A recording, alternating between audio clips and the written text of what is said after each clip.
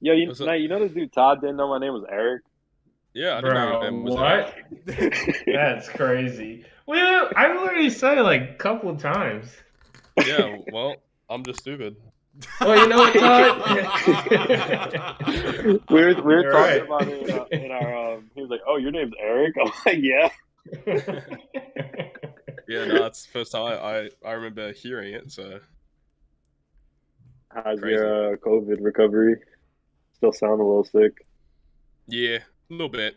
Still trying to get over it. Like, I've done like a test at home and everything, and I got a text message from like the government stuff saying that like, okay, you can leave isolation now, and my test was all clear and everything, but like I've still got You some still feel congestion in my yeah. nose and stuff.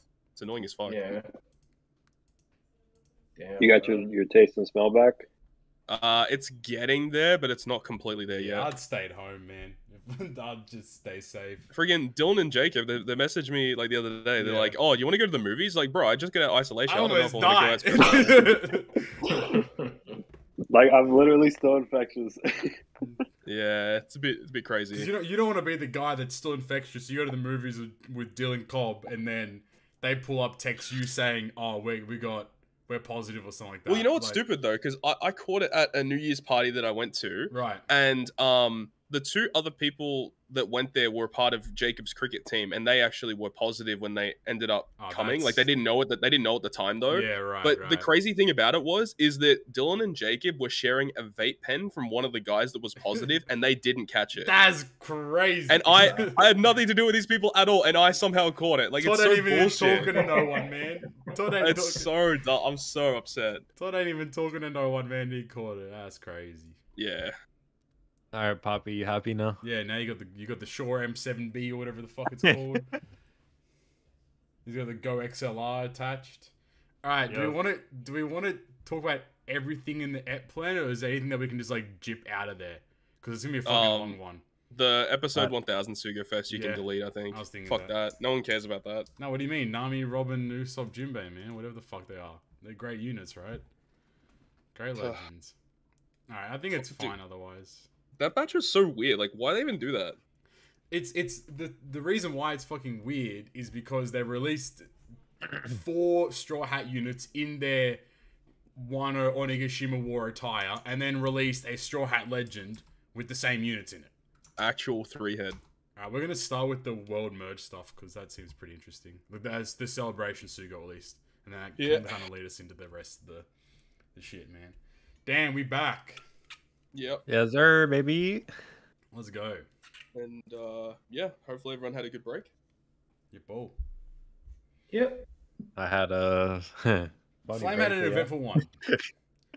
And he's lucky I didn't start recording them, but we've started now. What's going on, guys? Welcome back to the first episode of 2022, aka episode 59 of the Good, Great, Perfect podcast. The usual suspects are here, all off their lovely breaks. I'm sure everyone had fun. Night was chilling. Flame got DMs from this chick that has a boyfriend. Todd got COVID from someone that he didn't even talk to. And I'm just being me, man. So we're back once again to Summed it up pretty well. to do our thing. You know, as per usual, we always take a break during the New Year's period. But obviously with Treasure Cruise, the New Year's period ends up being quite an interesting time to be playing the game. So, I mean, without further ado, we've got a lot to talk about, so let's just hop right into it with the World Merge Celebration Sugofest.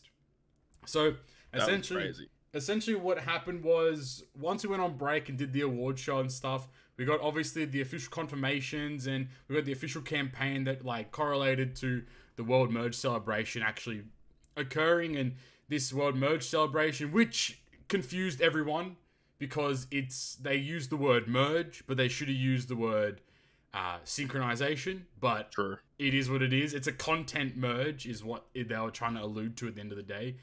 Came with it a very good Sugofest. Like a really, really good Sugofest.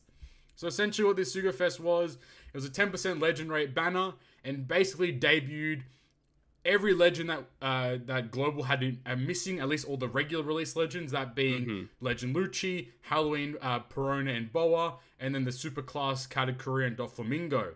On top of the 10% legend rate, The steps were actually not that bad in comparison to most Sugofest. You had discount multi, a bunch of guaranteed legend multis, no rate boosted steps, mind you. Yeah, that's a step. That's awesome. And I think the part that kind of put the cherry on top was there were no legends older than the legend that released on April 21st. And I believe that legend is V2 Vivian Rebecca. Yeah, correct. So that's the oldest legend you could have pulled on that Sugofest, which is just beyond ridiculous. Correct. It was a great Sugofest, actually.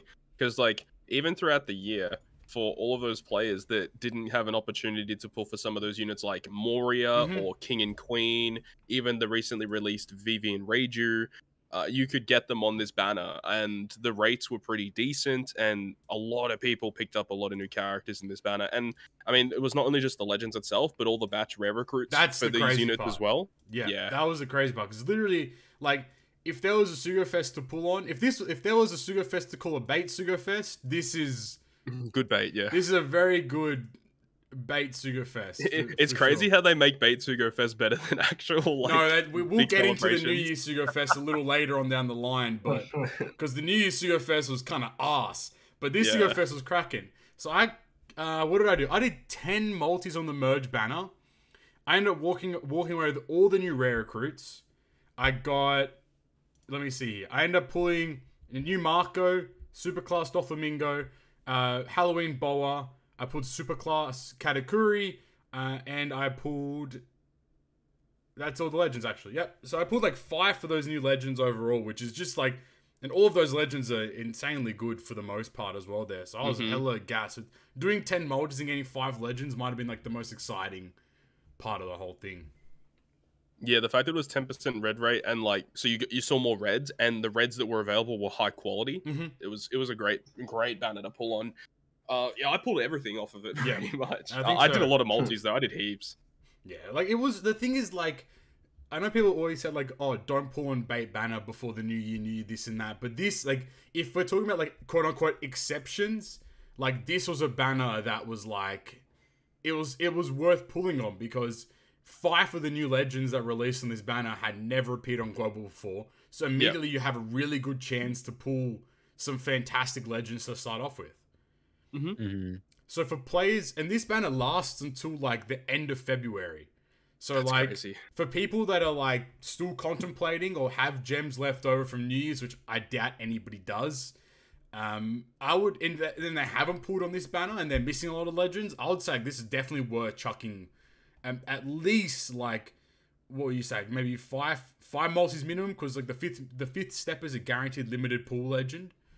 So like it's definitely like the juice is worth the squeeze here in terms of this banner, without a doubt. Yeah, if you didn't do many pulls on the batch banners in 2021, then yeah, it's kind of worth it, because you like any red you get is pretty much going to be amazing, aside from like a very select few, like a V3 Blackbeard or a like, what else is considered not good in that batch of legends? I don't think there is. Maybe like, Magellan's kind of mid, but like, he's good in PvP. Because like, what do you got here? So like, even like, I mean, Zoro, Kaido, and then you have like Ace Akano, Magellan, Blackbeard, Moria, Fighting Pirates, Bonnie Even's available there. Like Whitebeard Shanks is there, King and Queen are there. Ulti Page 1. I got Ulti Page 1 as well from those pools, I think, as well. Was Straw Hat Pirates available? I mean, I would assume they were. Yeah, they were. Vivi, you had Lucci, Boa, Perona, Doflamingo, Katakuri as well. Unfortunately, something that we're probably not going to talk about because it's not that big news is episode 1000 legends were Nami and Usopp and Robin Jinbei. I think we kind of had a chat about them in episode 57 because the silhouettes had released, but we weren't 100% sure if they were legends or not. But they ended up being dual legends, and they weren't available in this banner, which was kind of lame. But at the same time, they just ended up giving us the same banner as what Japan had for their debut banner. Yeah, exactly right. And they're like, oh, you can pull on it if you want, but like, or you could pull on this banner, like the merge banner, which is like, arguably you could compare it to the Shanks Crew banner. There's no comparison. It's this banner is clapped in terms of like quality ahead of itself, and they also like brought out all those arenas at the same time as well. So if you pulled some of these new units, you could use them on like the arena that they were built for. So it made farming it pretty easy. Plus, all the rare recruits are like not that bad. Like some of them are really good and they have like decent supports as well. So being able Yes. to get a lot of these rare recruits is kind of insane.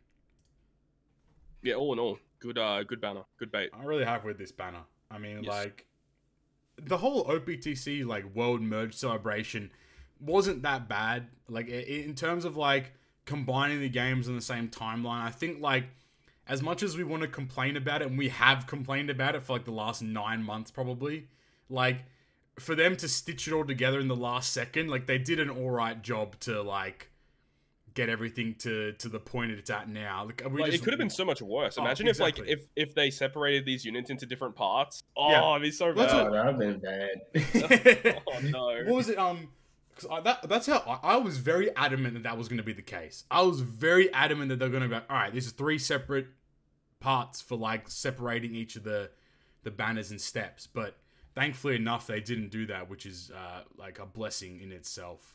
Mm-hmm. I mean, like I'm very happy with this banner. I mean, like, are we going to see a banner like this again? Probably not. But I mean, a man can dream. They'll right? probably do something similar like it next year for like a New Year's bait or something.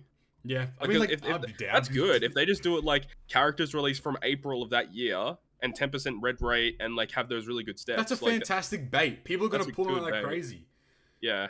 The reason why it was really good for us this year is like, I mean, debuting 5 legends at once is crazy in and of itself, and Yeah. all being on the same part. So Mhm. you know, makes it a bit different. Because if it was like, you know, these characters are releasing over time, obviously when you get these red tickets, you have chances to pull these units. You may have done a couple pulls on future banners where you can pull some of these releasing units throughout the year. So it's probably not as good if they do it normally, but the fact that Global had a situation where we were having so many new units at once, it made this banner just so much better than what it already was. Totally agree. I definitely think that although like it might not be as good like next year, for example, for a bait banner, I still think it'd be very worthwhile. Like for me, for myself, I don't think I'm going to pull on anything outside of like big celebrations. So to have the chance to pull on a banner like this, chuck 5 or 10 multis at it, and have a potential to get like be missing like 8 legends, for example, on this banner, have a chance to get something new like that, like I would do that in a heartbeat. Well, So, that's like all of these merge celebration banners that are coming out, like for PvP, the treasure map, and then probably a Kizuna one as well. Like they're all amazing because there's just so many new units to pull for global players. It's like a dream. yeah, it's definitely worth throwing multis at, which is good and bad in itself, of course. Yeah. Yeah. Expensive months, that's for sure. Exactly. December was crazy, without a doubt. Yeah, I think that, like, definitely, I think we all kind of give the thumbs up for this banner. If you haven't put on it yet and you're missing a bunch of the legends, send it, I reckon. It's definitely worthwhile here to kind of go for it. Yes, sir. All right, let's get into, like, the big talking point number 1 was we received a Yoshi Producer video, which is really interesting because obviously this is the first time we've gotten a producer video that's debuted for both versions of the game. Is it really? I think so. Unless there was like the World Cruise one, I guess. Like, unless there was something for that. Yes. I think the Roger and Oden video, I think maybe was that one debuted would have for been both. too. But yeah, I get what you mean. Yeah. So there's a lot of talking points here, but I guess we'll just kind of go down the list here. So we got new background music, which I feel like for a lot of people it doesn't matter too much, but for me, and I'm sure for you as well, Todd, it's pretty exciting to finally get an overhaul of the music that's been the exact same for 7 years, pretty much. Oh, bro, I was pumped. Like, it's just the fact that like Dokkan Battle, every time they release a new unit, like that unit gets its own like OST theme and shit. And I always get pissed off because like Treasure Cruise never does new OST. Like only when like new game modes come out or like a new event happens randomly, and they're like, "Oh, here's some new OST." Yeah, but the they Germa stuff, basically right? never do it. Or Yeah. random Seagos. Or that random Sugofest that happened on it too, right? Yeah. Or like, Like, you oh, know, February randomly, Sugo. That's or like right. randomly when they had like the We Are playing for the login Yeah. that one time, or Didn't that cause like copyrights? Like Yeah, copyright. Ben, I yeah. played that in your YouTube video. even when the World Clash first happened like ages ago, that event actually debuted a new OST, which is kind of weird. But no, this Yeah. is good. I've actually already gone ahead and recorded like the OST so I can use it for backgrounds for Yeah, videos totally. and stuff. There's a bunch of them. There's like one for the Sugofest, the home screen, Everything. So there pretty is actually a much. really weird one that not a lot of people know. So when you use the recollection archive and you unlock a Colosseum, before you go into the Coliseum, where it's like the lobby where your They have stage new, selection bro, is. there's no shot. That is actually new OST. Bro, why would they do that? But the actual like arena and like Coliseum, when you're actually playing it, that's still the same OST, but it's just the lobby screen is different. It's why weird. would they like? They don't make fuck? Coliseums anymore. So Race Shop has different OST as well. It's cool though. Like for a lot of like us that have been like around, like not like necessarily playing the game, but have been around Treasure Cruise for a long ass time. Like Yeah. it is really neat to finally get this update, and the way they showed it in the video was really cool. Obviously, they had the full orchestral setup. Yeah. And plus, they showed all like the folders and the pages of like the sheet music. Yeah. all the BGMs for like all the different backgrounds. So I was like, whilst like, for most people it isn't really that important. I mean, I didn't even play with music. It shows that but, they're putting effort into it. I mean, hopefully this 2022, hopefully the year of Yoshi, it's his time to shine again. So it's it'll be interesting there to see how hopefully with the new game mode, which I think will be the main talking point here, or one of the main talking points here, there will be some really cool OST that comes out of that as well. Oh, I hope so. We did mention the merge celebration Sugofest. Go pull on that if you haven't done so yet. I'll jump past the new legend to the Doom SNS game. That was just an SNS campaign where you tap the Doom thing. JP had already got that a while back, I think it was, which is another social media campaign. OPTC was at Jump Festa 2022, which was actually really cool to see Yoshi headbanging on stage, and the Yamato's voice actress was also there to play the game. And I think she was definitely more there for Bounty Rush, because that was where debuted on Bounty Rush for the first time or some shit. Yeah, like she was there to look pretty and, you know, get us some gems, and, you know, both of those were successful for sure. All right, main point number one: the Beast Pirates Kizuna Legend. Yeah, this unit, man, an interesting unit. I pulled for this unit. I don't know. Yeah, as did I. I got really lucky on that Sugofest. So did I. I ended up pulling Token on that banner as well, which was hella hype. So like I was gassed about that, but I did get them in 9 multis, I think it was. So I was Okay. I got really lucky and got Kaido on the 4th multi. Let's go. I did pull that Orochi unit as well, which was kind of. Oh, I actually didn't get him. Yeah. Yeah, that'd been nice to get. But I didn't pull the Bond Clay unit, which was annoying. And the Bond Clay helped a lot for that event. Holy shit. So this is a dual unit, powerhouse and driven, a strength and quick. Yep. So this, I won't read the separate captain abilities, although they're a little different, aren't they? They're pretty much the same. Pretty much the same, just different kinds of ends of turn damage, and that's about it.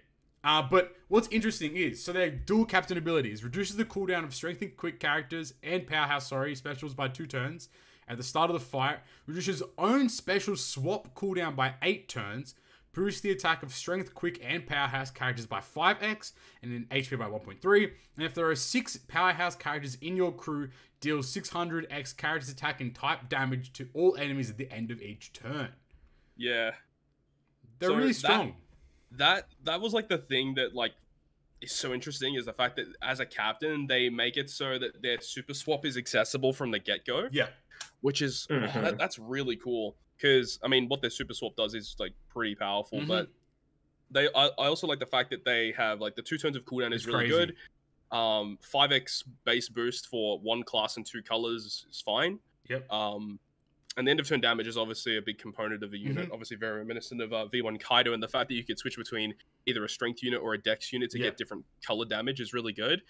But the thing that I really love about the captain ability, and it's not only just for this unit, but also the New Year's Legends, is that they've made dual units that actually have very good solo captain effects. I was going to bring that up. 4.5x solo legend, and everything else is the same. The HP boost is the same. It's a little less damage at the end of each turn, but I mean, you go from 600x to 400x, which is like still enough damage to get you through stages like 1, 2, and 3. But I guess the big downfall to that is the fact that you need exactly 6 powerhouse characters to get the end of turn damage. I think it's fair. Kind of hurts. I think it's like it's a fair compromise to make. But like, do you think that because of that, this unit jips out V1 Kaido as like a okay? No, V1 Kaido is still really good. I still think I agree. At first, I was like, this unit overtakes V1 Kaido. But then when I forgot to bring 6 powerhouse characters onto a team and try to do it, and there was no damage, I was like, oh, V1 Kaido is still absolutely cracked, which is ridiculous. The 20% health cut at the start of each stage as well is unparalleled. But no, overall, I think that this unit is very powerful, and it's a shame that we didn't get to use them in the Kizuna that they were made for as well. But I mean, I still think that this unit has a lot of potential to be a very strong unit. I mean, it gets through resilience and stuff with end of turn damage. Like, this unit's still unique because, I mean, we'll talk more about it as we go, but, like, you can use their special and then their super swap to charge them back. But, yeah, we'll continue. So, they have an interesting sailor ability for Limit Break, which is Can't Be Blown Away. Yep. Interesting, but useful. So, the swap. So, their base swap is they change they change their own orb, including block orb, into a matching, and they completely remove silence on themselves. And their super swap is changes own orb, including block orb, into matching, removes all silence on themselves, advances own special cooldown to max, and deals 500k fixed damage to all enemies that will ignore damage negating abilities, barriers, and normal attacks only. Yeah, that's great. So the whole way this character works is, at least if you want to like speed run content, is you have the dual captain, you swap 500k fixed damage, clear the wave, then you have full special. You can pop the special for damage, and then they become Kaido and like they become their dual form. But if you're on 2 of them, you get 2 turns of fixed damage, where you can just bink, bink. That's 2 stages completely gone. So this unit for TMs is insane. The first 2 stages are immediately just obliterated completely. Yeah, I love the fact that they do damage with this. This is the first legend to or first dual unit in general to have a damage effect with their swap. Yeah, which is pretty unique. I wish that their base swap was a bit better. It's own orb. It's such own matching slot, and I mean, at least they completely removed special bind on themselves. Like that's. But their special doesn't. The thing that I didn't understand about this is that they're like, what is it? Their special doesn't remove silence, right? That's where I got frustrated, like, because what's the point of removing silence on yourself but then not using that mechanic? Because imagine if their special also removed 5 turns of silence, for example, or whatever, right? Fuck it, just do like 8 turns or like some shit. They would be insane. Like, Poppy, I think you forgot what game you're playing. One thing always has to be left out, right? I feel like that's kind of the mantra for Treasure Cruise. Is like there's always like one thing that could make this. Imagine, because if Kaido had that in his special, far out, this legend would have been insane as both a captain and a sub. Because that super swapping to get rid of your own silence every turn, you can do that, so you never have to stress. And swapping, super swapping maxes your special, so like you don't even have to wait to charge it to remove silence, like, because you'll get it at the start of the like. It's the mechanics behind this unit could have been insane if they removed silence as well, but unfortunately they don't. But the 500k fixed damage is really good though, like, mind you, it's very this unit's good. Going to be really good for speed farming though. If you can optimize a team correctly for it, like this unit's going to be fast as hell. Just like switch, special, and like that's all the of those first 4 stages done. Right, and then you have 2 captains with like 600 times their attack end of turn. Yep, it's so much 5x damage. Captains, strength, quick, and powerhouse. 3 fantastic like types and classes and stuff. So like, but of course you need to have 6 powerhouse units to get the end of turn damage. Imagine if like they were like 6 units that were either strength, quick, or powerhouse as well. Oh, if they included strength or quick for their end of turn damage, that would have been like Toki, right? You use Toki with them. It's over. Bring Toki, it's GG. They're special though. Reduces cooldown of strength, quick, and powerhouse by 1 turn. Deals 500x character's attack and timeless damage to all enemies. They become Kaido and the lead performance for 3 turns. If a crew has 5 or more powerhouse characters, boosts the color affinity of strength, quick, and powerhouse by 2.5x for 1 turn, 2.25 times otherwise. Now their special, it's not good. It's not a good special. Another color affinity, another legend ruined by a color affinity special. Shout out TM Koala. Shout out Kaido, because it's not good. Shout out Legend Kuma. Shout out the GOAT. Kuma the GOAT, dude. It's not good though. Like, it's very frustrating that that's all their special does. Bro, you know what's stupid as well? Is like you said that they don't remove special bind with their special. They don't even freaking like resist special reverse with their sailor either. Which is it's like it's all messed up. Yeah. Oh, they could have made this unit amazing. Yeah. This unit was meant to be a captain and nothing but a captain, I feel like. Yeah, they built him to just be a speed farm captain, like, basically. And also just the weird idea of saying, oh, okay, in their captain ability, you need to have 6 powerhouse units, but in their special, you only need 5. It's like, what do you build for? Do you build for the 6 or the 5? Why not just make their captain ability 5? Like, so then it mixes really well together. No, it has to be like, it's a very weird design choice without a doubt. Yeah. At least the artwork and ink effect. Oh, the artwork and ink effect is crack. That's why I kind of wanted to pull them myself, really. I think their artwork's insane. I think their ink effect is amazing too. And they're not too bad in PvP, but we'll get to that at some point. But yeah, I agree with the fact that color affinity. Oh, why did sucks. they choose color affinity? Fucking sucks. I'm gonna kick it to you real quick. Color affinity is not good. It's just like it's really not that good. Like these days, like if you know what we should do a buff tier list as a GGP extra one day. Oh, like which buffs are the best? Yeah, because like clearly base stat boost is completely better than color affinity without a doubt. Yeah, I mean, base stat boost would have been better than color affinity, or if like just scrap all that and just change all slots, including block into matching. Like probably would have been better. I don't need a boost with this unit. Just give me full border orbs, and then like, that's it. Like we're killing it. Because then your speed farming team becomes insane. Because then you get to the final stage. Just do the same thing as Fire Tank. Like just full border slots and then lock them in the slot thing. Mm-hmm. That would have been cool as hell. They could have even done Wano slots with this unit. To be honest with you. Their super slot should have given him a Wano slot. That's what it should have done. Yeah. But I mean, alas, I don't know. It's just like it's so sad because this unit, like when you look at it, has so much potential to be such a crazy unit, but just fell short. Because of the restrictions on the unit, I do feel like V1 Kaido is still going to see more play because the end of turn damage from Kaido, I feel, is just way more useful because of that health cut that he provides. And you don't need a certain team for his end of turn damage. He always will give it to you. I mean, like, maybe in future, like, if there's a lot more strength and quick character dual units that release, this unit could be really good in, like, a GARP challenge situation. And you could clear, like, strength and quick at the same time. But other than that, I don't really see like this unit being any more powerful than just a speed farm unit. Or when they're boosted on TM, you're like laughing because then you're like it's free pretty much. Yeah. Go for it. I think like you said, they're really good for like quick pieces of content. You know, if you want to run through like a GARP challenge, or if you want to run through like something that doesn't really take that much effort to do. Like if you want to run like a powerhouse team, you're probably still better off using freaking Lucci. Lucci's good, really man. Good. Right. Yeah, Lucci's so underrated. Insane. Or like, even like King and Queen combo. Yeah, King or Queen, or if you want to go versus a Kainu or some shit like that. Mm-hmm. Yeah, 100%. But I think that they're still really cool to use, and like you guys mentioned earlier, I do like that they're starting to make dual units with higher overall like so many dual units though, man. Captain effects. Why do they do this shit though? Why? Too many dual units.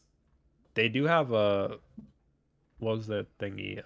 The super swap is nice though because like because it completely restores their special effect. So like for I guess like 0 stamina quest, you can kind of like spam that a little bit, which could be really nice.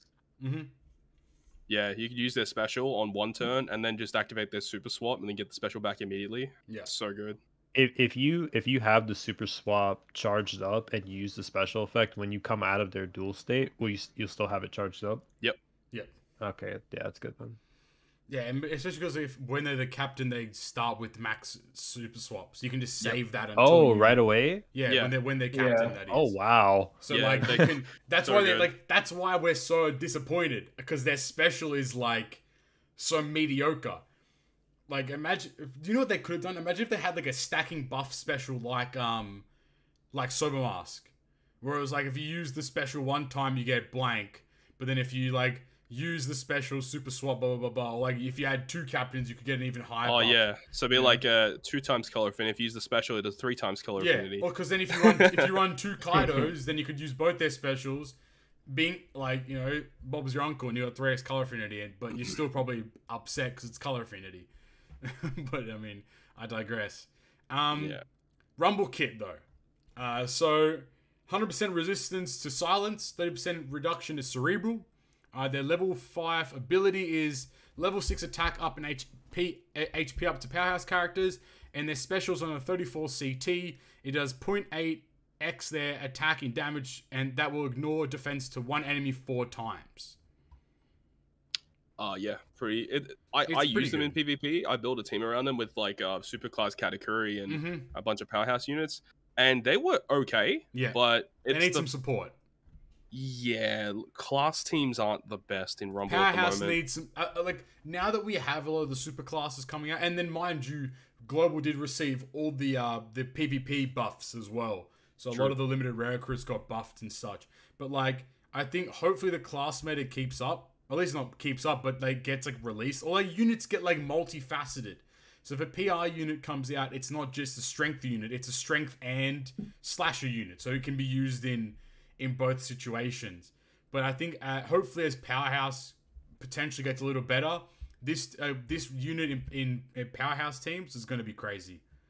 Yeah, I can't remember off the top of my head if they've got any good like CT reducing units, but like that special is really good because it targets one enemy and then does the 0.8 times their attack, and it does go through defense. It's really good, and then it just randomly targets like a bunch of enemies and just does the hit.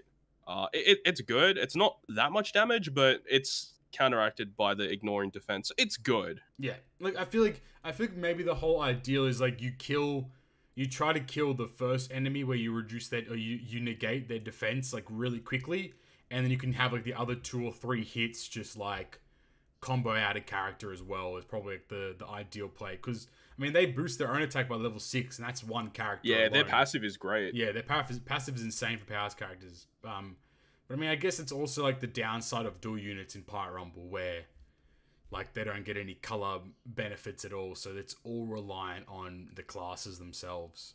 Yeah, they're good. All right, what are we thinking out of 10? Out of 10, sheesh. It's our first one of the year we're rating. Oh, I would have to give them an 8. I would agree about an 8. 8.1. Oh shit! All right, 8.1. oh, 0.1. Knight's gonna go 7.9. What do you think, Knight? Real quick, right?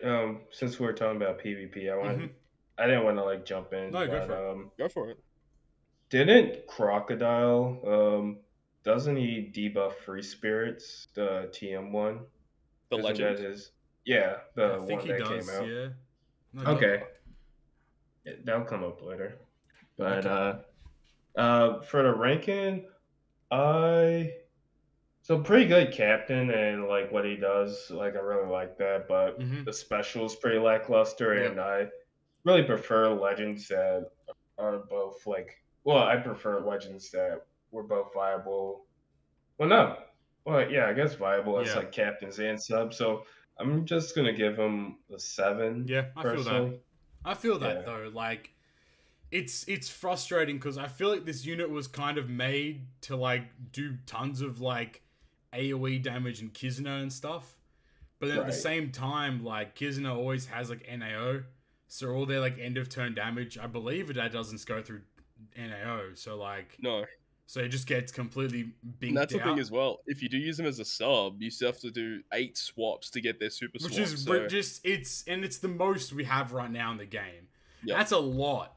yeah, Like 8 swaps is a very long time to stall, and all you're getting from the stall is fixed damage, a matching orb, they reduce silence on themselves, and they charge their special. And whilst that's a lot of things to count, not all of those things maintain the same quality as, like, for example, a super swap from Ace and Sabo, or I mean, even like a super swap from both of the new legends is just ridiculously way better than this unit alone. mm-hmm.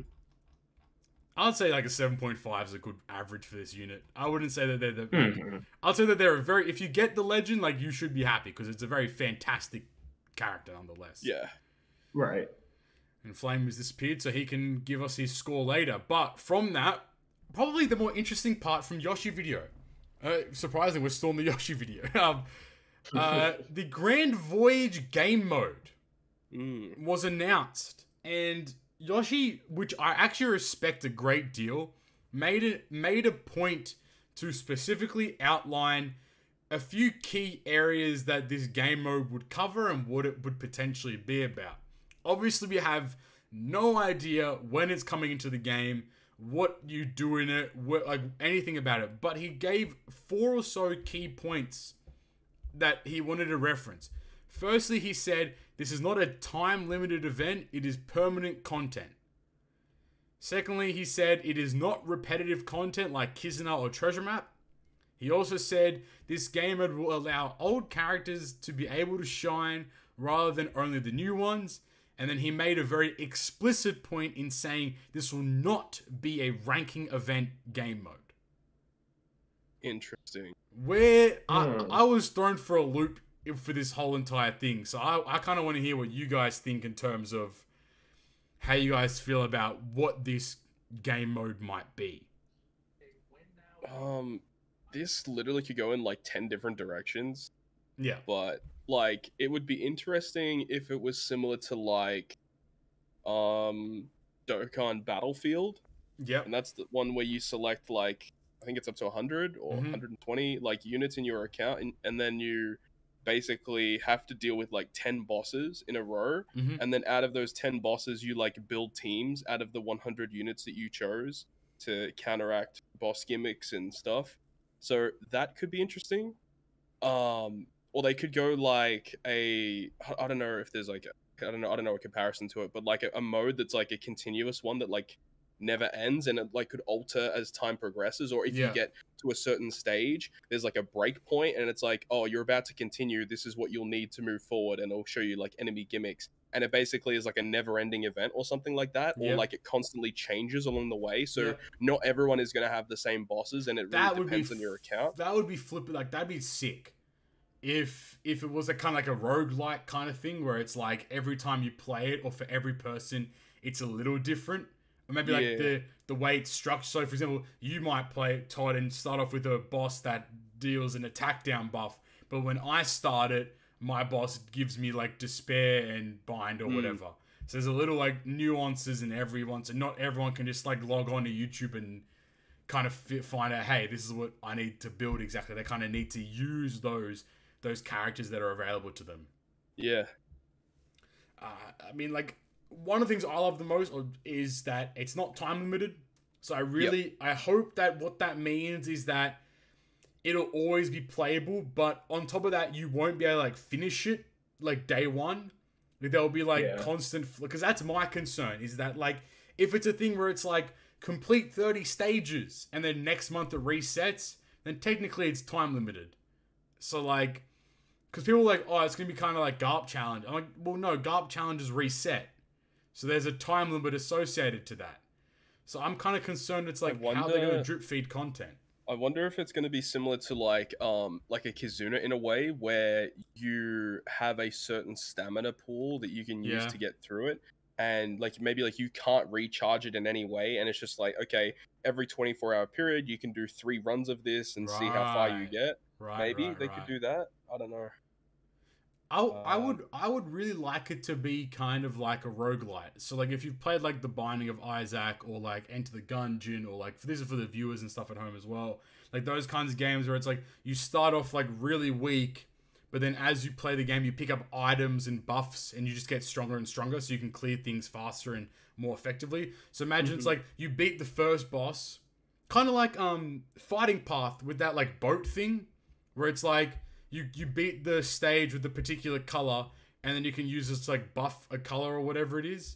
So like imagine like you beat the first boss, and then you get you can pick between like an attack and ore boost, or like a base stat boost, or like a HP increase, or blah blah blah. And you can like pick and choose to customize how much damage you're doing. So then when you get to like the latter stages where the bosses have like insane amounts of HP, you already have like a 4x stat boost, and all your specials are charged and blah, like that kind of stuff, where you can like be strategic in how you build a run to complete the content and then be able to like beat a final boss or whatever. So there would be a lot more strategy involved. I doubt that that's going to be the case, but I do feel like that'd be really interesting if it was. Or it'd be cool if it had something to do with like the Pirate Alliance as well. I mean, I hope that there's involvement with your teammates, because it kind of does make sense when you have Grand Voyage, Pirate Alliance. Like, it would be nice if it was like you and your alliance go up against a bunch of every single member of your alliance is like a different boss they have to beat, and then when everyone beats their boss, it like resets maybe or something like that. That'd be really cool as well, because then it require everyone to kind of work together. Oh, my boss does blah blah blah, my boss does this, and we can like help each other out. Or like if you die during a boss, it could be like kind of like a Kizuna thing once again, where your alliance members can come and save you or something. Yeah, on the voyage, something like that. It could be like even like a thing where it's like passed around. It's like it starts with Todd, and when you beat it, it goes to me, and when I beat it, it goes to like Ryon, and when Ryon beats it, it goes to like Ringe or whatever, and it kind of goes in that sense. But I don't know, like it's scary, but also really intriguing that because like don't you guys think it was a very like weird thing for him to explicitly say it's not time limited, it's not repetitive, it allows odd characters to shine, and it won't be a ranking event? Do you think he's trying to appeal to the global audience saying that, or do you think it's like he wants to make an explicit point that this is brand new stuff that won't like be part of a monotonous cycle? Yeah, it could go in any direction. I guess he's like saying that he's been hearing like all the feedback about people complaining about TM, which I don't understand. Shut up. But I don't know how the award show went. But anyways, I feel like he's responding to like feedback from like over the years, and just like from from the surveys and whatnot, and like compiling that to make something that's I agree. a bit more enjoyable. I think I agree as well, without a doubt. I think since he said, it's not going to be time limited, all these other things, like if you look at all the game modes that have came out since like, since the base game modes, it's been TM, Kizuna, PvP, they've all been, PvP, not even PvP, but some form of PvP with time gated stuff. So I guess kind of like what Knight said, but even to a further degree, like everybody complains about the lengths of all of the modes and, having the chance to get the rewards and whatnot. So I would guess that this new mode is going to be single player based. Yeah. Like I don't think it's going to matter, what other people are doing, or hopefully it doesn't. I hope not. I think it'd be really cool if it was just like, because he did mention, I think as well, like you can complete it at your own pace. Like it's not something that's like, it's like it needs to be done or whatever it is. So I do hope it's just kind of like an experience where you can just go through content and just clear things and like finish things up. Yeah, I don't know if it's gonna be like a Battlefield like thing, like Dokkan, like Todd said. Something maybe I could see. I don't know if they would do it. I would think it would be kind of AIDS, to be honest, is if like they boosted certain units each time the event came out. So that's where it's like, oh, V1 Whitebeard, instead of being a 3x, he's like a 5x for this month, and that's maybe what they might mean. So I know that when we were doing the Blitz battle and we were on Todd's stream, like our alliance, we're having a chat about it as well. I think that a lot of us had kind of come to the consensus, like the way they're going to solve the quote-unquote old characters being able to shine might be like restricting it to like unit names. Like in this quest, you can only use Whitebeard and like Speed Jill and like Whitey Bay and that kind of stuff. So like it kind of forces you to use characters under those names. So maybe that's like what those units get like a 3x bonus or some stupid. Yeah, that's you use them. I just hope that there's no like boost like that though, because then like it's just gonna it's not about like being creative. Then it's like, oh well, V1 Whitebeard exactly, because it's stripping you from creativity and just forcing you to use the boosted units like you always. Like okay, I'm using an old unit to shine, but then the reason he's shining is because you've made him shine.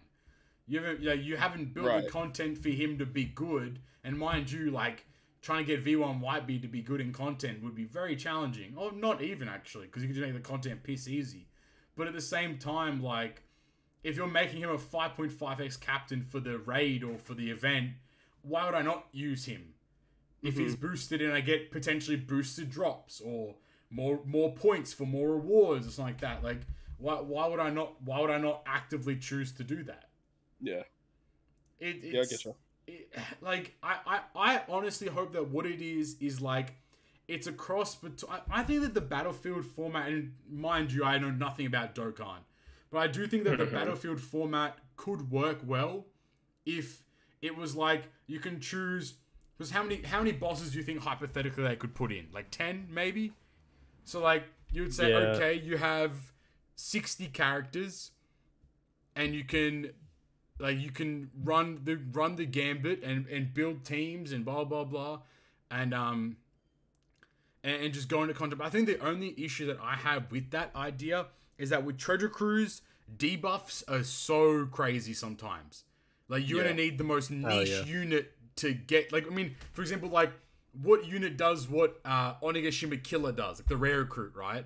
Like if you rocked up into content that needed that particular special and you did not have that unit, you're not gonna beat the content, which I guess is like fine, I guess. But at the same time, it's like I think Treasure Cruise isn't as unga bunga damage as Dokkan probably is, where you could bring like 100 of your most powerful characters and just absolutely blitz these bosses. Yeah, that's a good point. That's a good point.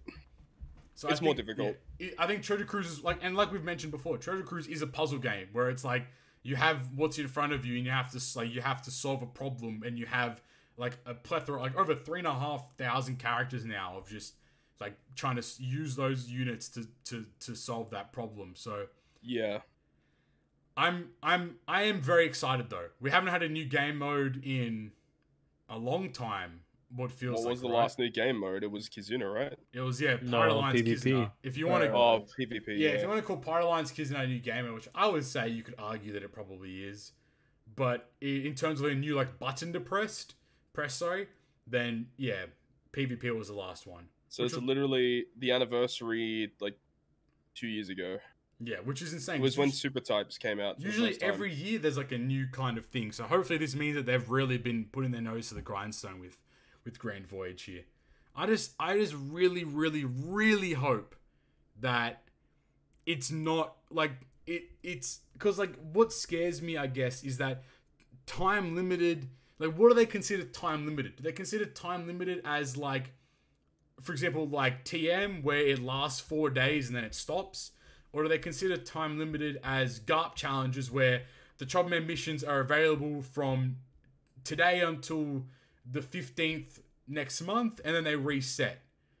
I feel like it's going to be like GARP challenge kind of content where it's like, I feel like it'll be, on the event screen where you choose, do you want to go to the Kizuna screen? Do you want to go to the treasure map screen or whatever? I think it'll be like that, but I feel like it'll like always be available. But I agree with what you're saying because like, I feel like it'll be permanent, but then for a limited time there will be missions.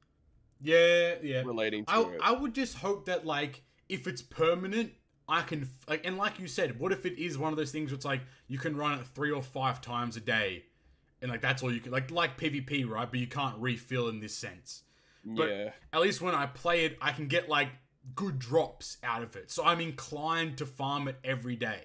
Mm-hmm. You know, like imagine if it could drop tablets or it could drop limit break materials, but like an actual abundance of limit break materials. So maybe that's where old characters could come to shine. It's like, if you bring V1 Whitebeard to clear this hard content, he duplicates like 15 drops or whatever. And you're like, okay, if I bring this unit, then we might actually be able to pog off and get a lot of materials out of it. So there's an incentive for you to go and build a team that's like, V1 Whitebeard sucks balls, but if I can fit him in my team and maybe even run him as a captain or run a second captain, I can get a lot more drops and a lot more bang for my buck in terms of clearing the content. There is one other thing that I'm kind of worried about, and that would be I hope that they don't do like a new themed Sugofest for this game mode. I mean, that's, I don't know. It's scared. Coming, bro. Yeah. It will. That's the scary. The annoying part is that it will. But like the only saving grace we have is that Yoshi mentioned old characters will be able to shine rather than only new characters. So my hope is that it doesn't go down that path, but law of large numbers and says that it will. It definitely will. While they're not capitalize on releasing a new batch banner, a PvP banner, a Kizuna banner, a TM banner, and then a Grand Voyage banner every month. Like, and then having the player be more or less required to pull on all of those if they want to do well in those events. Yeah. So it's a little skeptical. I mean, as much as we're nitpicking, I mean, we're nitpicking at literally nothing, right? But I'm still very excited because new game mode, from everything he's described, it's going to be something that you can just sit and farm and play at your own pace. So there's no pressure to have it done in time or no pressure to be available for those certain days. So I think that's the hard part. That's just because like now that Global has taken on the JP times. I mean, for Australians, it's all right.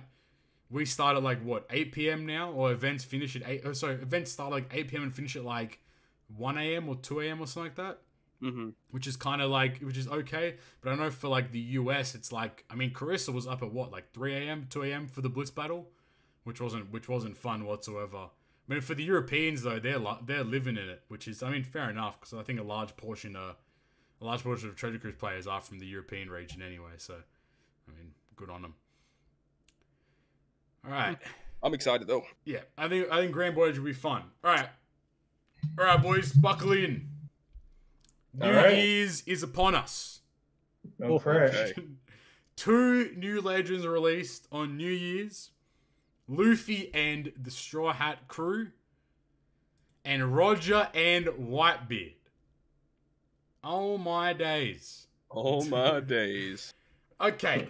First of all, show of hands. Who thinks that Roger and Whitebeard was designed as a versus unit but then swapped to a dual unit? Yeah, I think it was. Right? Yeah. Oh my god. The art, how is this unit not a versus unit? I don't know. They're like, so bad. Bro, they made Nami, Usopp, and Robin Jimmy. They're like, wait a minute, we can release 7 dual units in a row. Hold on. Like, man, like, despite the fact that, you know, it's a dual unit, I must admit that Roger and Newgate have probably one of the best switch effects in the game. Yeah, this will be interesting to get it, because I know Flame's he was, at least before, he's a very adamant Yamato best legend in the game. I mean, I'm still on V1 Roger being the best legend, but we might have a conversation here that might sway I think Luffy's the best. And there you go. So, where do you want us? I mean, and 6+ Oden, yay! Let's start with Roger Newgate. Let's do Roger Newgate. 6+ Oden might be Bro, like... Oden actually lit. Bro, Oden's super type got buffed. What a time to be alive, you know, but... Oden, legit best super evolution. Period. Yep. Who got him, though? Hey, bro, hey, yeah, let me just pull on the banner real quick. Yeah, let me go pull on the Oden 6+ banner. Actually, before we jump into it, let's talk about the banner real quick. Oh my god, here we go. This banner was shit. It was dog shit. Todd, do you want to talk about your part 1 mods, or do you just want to skip part 1? So I'm happy to skip part 1 with you as well, dude. Bruh, part 1 was a mistake. Part 1 was actually a mistake. Genuinely. What were you gonna say, Flame? No, I was just joking as to how to go. Well, let's just say I went to the max capacity of steps and still didn't have either of them. And beyond. And fucking beyond. There's nothing worse. I still remember when, shout out to Justin, when he went deep, got past all the steps, and he was just doing the pulls after the steps. Those are the worst. Bro, those are horrible. Bro. You know Coruscant? Bro, Coruscant had 50 multis on part 1. 50! And did not get either. 50! That should be illegal. Like, that's actually messed up. As if not one of them was not guaranteed. There's another guy, I'm sure you've heard of him. His name's One Car. He was like a Korean player. He like played on JP, then he came to Global, then he went back to JP. He did 101 multis on part 1 and got both. After 101 multis. And he got one of them on like the 25th, 26th or something. I think he got like Roger on like the 26th. Then he did another 75. And got... Hell no. 5,000 gems, man. 5,000! Are you mad? Like, what's the point? Like, that's just so stupid. That was ridiculous, right? Like, we laugh at Todd, but at least Todd was okay. Like, if Todd had gone to like 30 and not got nothing, I think Todd's brain would be like, all right, buddy, bro, like, just get like getting one of them. I can understand, because then you can just focus on the other banner. But to go for both, there's no reason to. The Blitz battle didn't start until all the parts I come out. respected. That was the one time I was like, you know what? Good job, because I was scared that they were going to release the Blitz when part 2 dropped or whatever. Oh, if they did the Blitz on part 1, imagine that. It's over. No. Like, no one's ranking high unless you went to 700 multis. 15% red rate. There were 30 legends overall per banner. There was about 700 rate boosts or guaranteed legend steps. Yep. And both the legends were guaranteed on the 30th multi. Oh yeah, and another thing about part 1 that was even worse is that Luffy and the Strawhats and Newgate and Roger are the only Super Sugofest exclusive characters pullable on part 1. And they had less rate. They had half. Yeah, together combined they had, I think it was 0.5. Nah, that's wrong, man. It is. It's wrong. It's the most heinous, and I think like me and Todd are now officially in camp. Fuck part 1. I don't even care how good I'm never putting on part 1 ever again in my life. Never once. To be fair, I went to, I think I went 16 on part 1 or 15 on part 1, and I just stopped. I just gave up. I was like, no shot. It was bad. I couldn't but do it. If you were smart enough to avoid part 1 and went on just part 2 and part 3, you probably ended up doing okay. Yeah, I mean, if I isolated my part 2 and part 3 pools, I went amazingly. Yeah. But if you incorporate part 1, it's like, it was about, I think I did 47 multis total to get both legends, which is still too much, I feel like. That's surprisingly more than what I did. Yeah, exactly. Like, I think I had to go to like 19 for Luffy, and I think 13. Oh, that's right. I remember. Yeah. Yeah, it was like 19 for Luffy and like 13 for Roger Whitebeard or something like that. So. Oh shit. It was about. I mean, I did the crazy part was I did get a lot of new legends though. Like I got all the last tap legends I was missing. I got Lucci, I got Reiju, I got Halloween Shanks, guys. So hashtag fuck Stump. Will continue even though I pulled Halloween Shanks because fuck Stump.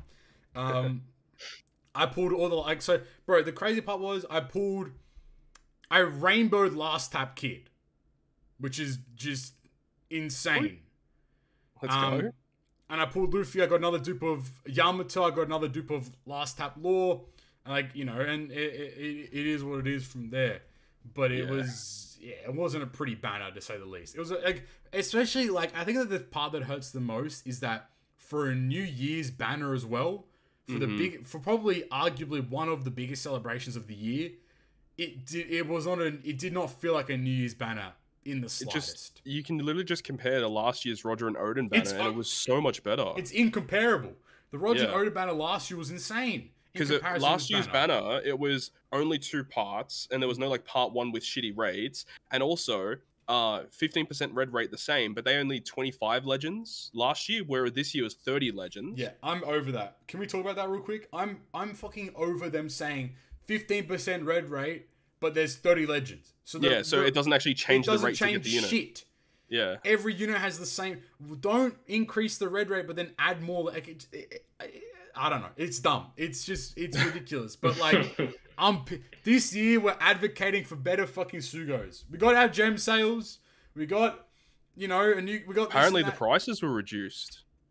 They were a little bit reduced. Yeah, Rizzy mentioned yesterday that so in Australia our normal big pack costs $84.99, and I think it was changed to be like in the 70s now. Let's go spend more time. We're talking about fuck the game, but also let's go spend more money. Finally, fuck. Yeah. Wow, I can finally stop saying it's a gem per dollar now. Now it's like 1 gem per 80 cents. But all right. Sugofest was bad. Everyone can agree on that. Like, even if you got incredible luck, the Sugofest was still boot cheeks. Wait, Fuck Flame. I have a story to share. Oh no! What's up? I actually did some polls. This guy logged back on. Always fucking pulling, dog. I logged in. I got the new Super Katakuri. Ooh. I got Queen Reiju. I got Whitebeard Shanks. And then on one of the free multi days, I got Ulti page 1. That's fucked. And then, mind you, man logged onto his JP account and got fucking Roger and Whitebeard on the first multi, the piece of trash. I got him and I got off. Every time Flame sent a screenshot, I just told him to fuck himself, pretty much. He's just like, fuck you. I'm sat there doing God knows how many, still playing this game. This guy pops in and see you later, and just pops right out. All right, that's enough on freaking Eric, man. Fucking Eric, man. All right, my glasses are fucking up. That's how fucking serious we're getting now. Roger and Whitebeard dual unit /a striker combination with Int Psi. Just fucking crazy to start off with, right? Int Psi dual unit, you're bussin'.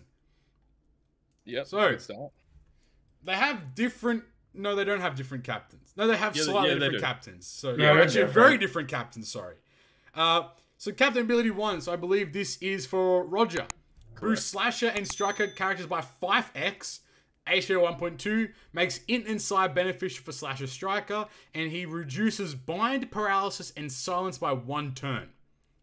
Whitebeard's single captain ability, is attack of slasher and striker characters by 5x, HP 1.2. He boosts his own attack by 5.25.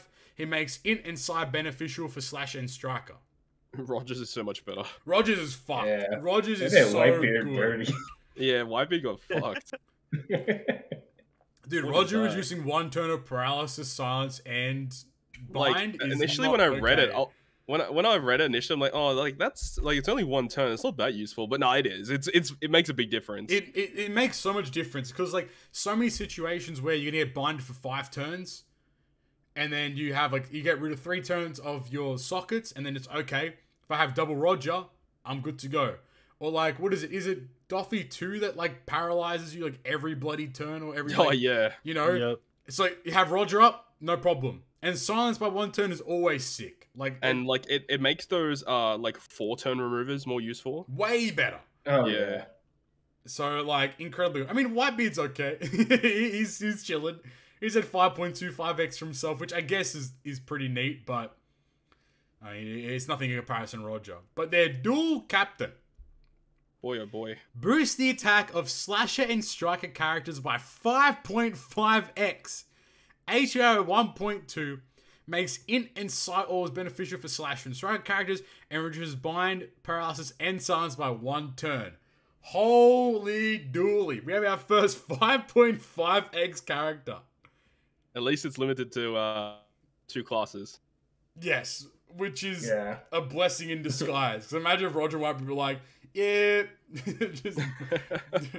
But again, like what Todd mentioned with the Kaido and Performers unit, both single form characters are 5x captains, which is ridiculous in itself.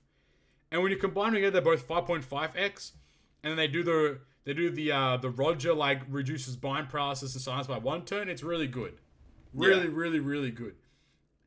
If we did nitpick, it would have been it would have been cooler if in their dual form they reduced like 2 or 3 turns.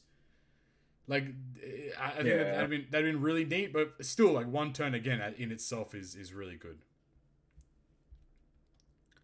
Yep, anything else on the captain? I feel like their captain's pretty like straightforward, pretty basic. Basic, yeah, but it's good. It's just very strong. 5.5x is again the highest boost we've seen. Period. Now there's no like saying, oh, but Vivian Rebecca's color affinity makes them a 5.2. Shut up, you weenie. Hey man, what about Nami Robin? No, shut up talking to me. 6x, yes, sir. 6x with empty orbs. Bruh. Bro, wait for that unit to make empty orbs is beneficial. Bro, just wait on it. Isn't 6x with empty orbs still like a 4x special captain or some shit? It's not great. It doesn't really do anything. Alright. So, they make Slasher. Sorry, they make Slasher. I was going to say they make Slasher orbs beneficial. That'd be cool. They make Sign Int orbs beneficial for Slasher Striker in the Limit Break ability, which is pretty neat. So, their swap. So, their base swap is changes adjacent orbs into matching and boosts the attack of all characters by 1.5x for 1 turn and amplifies orbs by 1.5x for 1 turn. Yeah, it's busted. It's just Shanks crew on drugs. It's Shanks crew on fucking speed and coke. Like, it's this is the best. Like, you need damage? I bring this unit. Like, Shanks crew have still to this. Hello? Is better. Yeah. Yeah. With the Switch. And then every 6 swaps you get an even better swap. Like It's insane. Oh, sorry, I didn't even like. Oh no, that's their special. I was about to say. Never mind. But yeah, it's like if you're swapping every turn with this unit, because why would you not want a 1.5 attack and orb boost? Rainbow as well. Just every turn. It's basically giving like a 2.25 boost like every turn. Yeah, it's not okay. Their super swap changes all orbs into matching and boosts the attack and orbs by 2x for 1 turn. Fucking Yikes. Fantastic. Yep. That alone's gonna kill mini bosses. Actually, like, that's enough. You don't even need any more damage output than that. Like, it's fucked. It's actually not okay. Like, it's like, I'm scared. Like, they're very, very powerful. Yeah, I like how long it took us to get a orb boost swap. Yeah. Oh, I was at attack boost. Yeah, I was always waiting for that. I always said when they did make the orb boost. I'm surprised. Yeah. Like because they've had color affinity swaps and chain locks and attack boost, but they never had an orb boost swap. Yeah, the free to play Akainu and oh, shut up talking to me. Actually, they're a really good unit though. It's 1.5 to strength X and in. Yeah, they're actually a really good unit though. Mind you. Yeah, and they do end of turn damage. All right. Yeah, but anyways, yeah. This unit special is the first time we've had a dual unit special be different since I think Luffy and Law, right? Yeah. Which is a long time. But so when you pop this special and Roger is on the field, they reduces despair by 20 turns, increases or decreases the boost effects of attack buffs by 3x, and increases the boost of color affinity by 0.5 and becomes Roger Whitebeard for 3 turns. Whitebeard special, is 20 turns of despair. He increases the effect of orb boost to 3x, and he boosts color affinity of Slash and Striker by 2x for 1 turn. And obviously becomes Roger and Whitebeard. Yeah, that's a little much. It's fucked. I'm sure that both of you haven't played with this unit, but like it's not okay. Because this unit is obviously designed to have use Whitebeard swap, use Whitebeard. Swap, use Whitebeard, and then use Roger. 3x attack and orb, and then 2.5x affinity. Exactly. I also believe there has been an error with Roger Newgate. They're not supposed to reduce the buff to 3x. Oh, really? That's an error. Yeah, I've just put in the chat here. Okay, well, there you go. That's good then. So if you've got a buff like a Toki buff that it's above the 3x, then it will not reduce it. So what it does now is it does reduce it, which is kind of cringe. It's bugged currently. Yeah, it's kind of cringe because like Subconsci released a video where he popped Toki and he used Roger Whitebeard and went to a 3x orb and attack, which is just crazy. But yeah, as if that's a bad thing. Like it doesn't really do much, but like, wow though, wow. This unit special is we're gonna like bite our tongues a little bit because like we're calling the other special kind of bland, and whilst this is very like just like straightforward, it's not okay. Like it's genuinely like not okay how good that special is. Just like because the thing is even if you're using one of them and use a switch, then use a special, like, you'll get either an attack or an orb boost that goes to 3x, and then you'll have your other boost at 1.5, but that is enough to kill a lot of shit. Shit. Most, like... And, like, even if you use Whitebeard special, you get a color affinity boost on top of it. I think the Whitebeard special might be the way to go. For like that is a better special. When they're a sub. Because you're getting a 2x color affinity and 3x orb.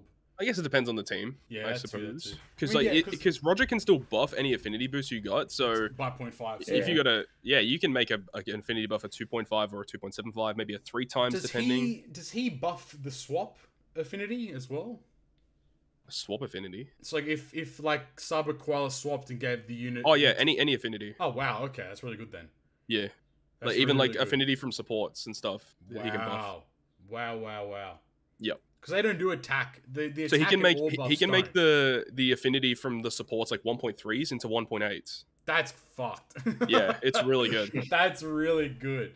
And I mean, mind you, we did just call affinity a shit buff, but it's not good primary buff. It's a good additional buff. If you're not bringing, you don't want to bring a unit to give color affinity. You want to bring a support that gives you color affinity, and then if you can use this special to get it to 1.8 is really, really good.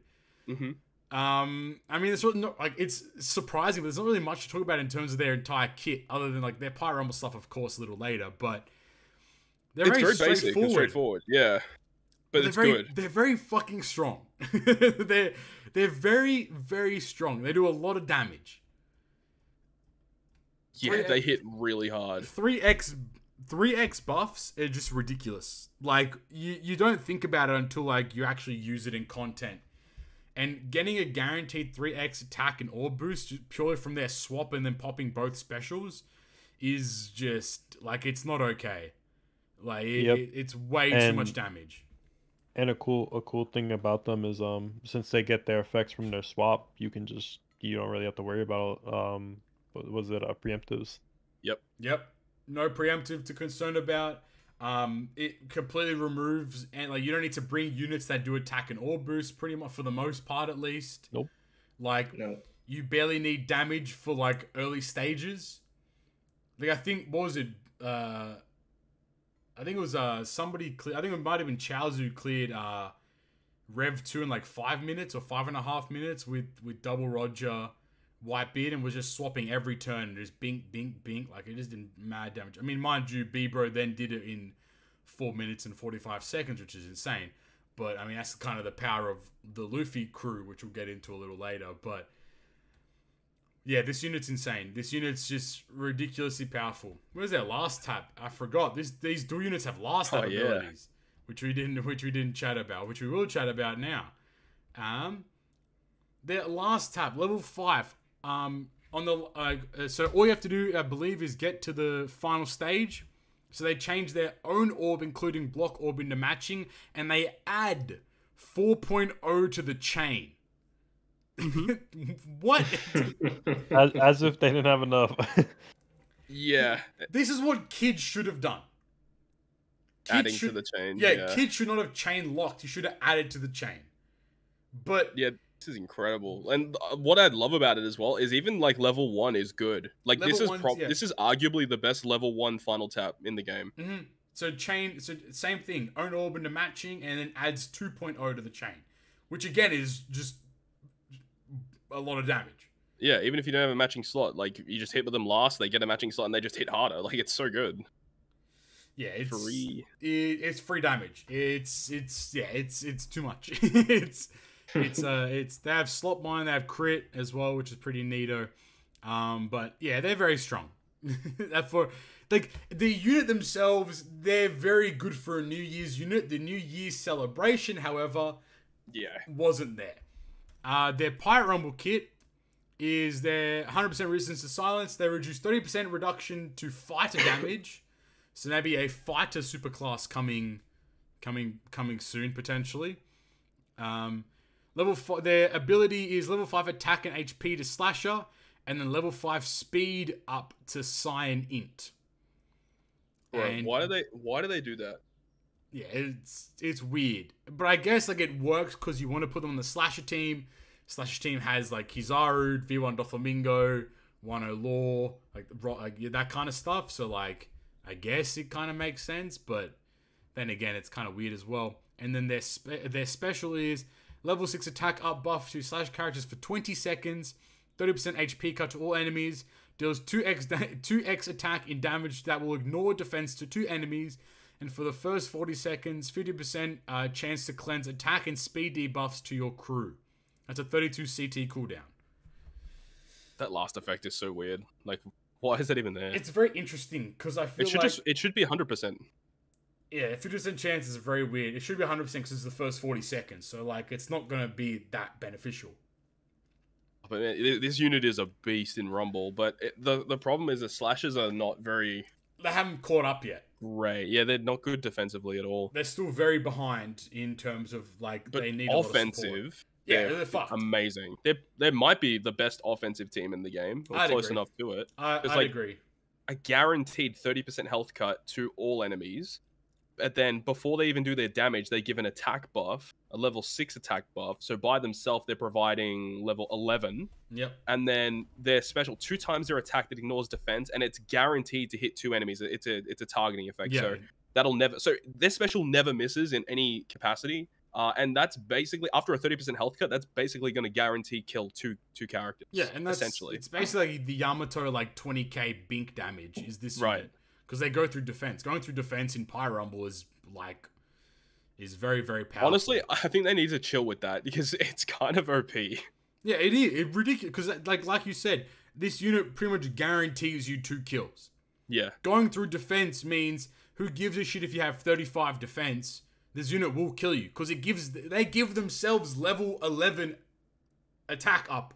Yeah. And that's just one unit alone. And that's not even like looking at like Oden, who's going to help with not only more attack, but also CT increase as well. Yep. And you have Kizaru, who's going to give you a bunch of CT increase. And like, even you like, could use Cracker potentially for more CT Cracker's increase. a very, very good unit now in terms of like slasher stuff. So like, he works out really well. So this unit's like a minimum, like, comes in, kills 2 units, and if they die, they die. But they've taken 2 units out at minimum with them as well. Which is just, yeah, I don't know. It's not but okay. the most annoying thing about not only this unit, but also the Luffy unit as well, is that their passive buff colors when dual units are not classified as a color in PvP.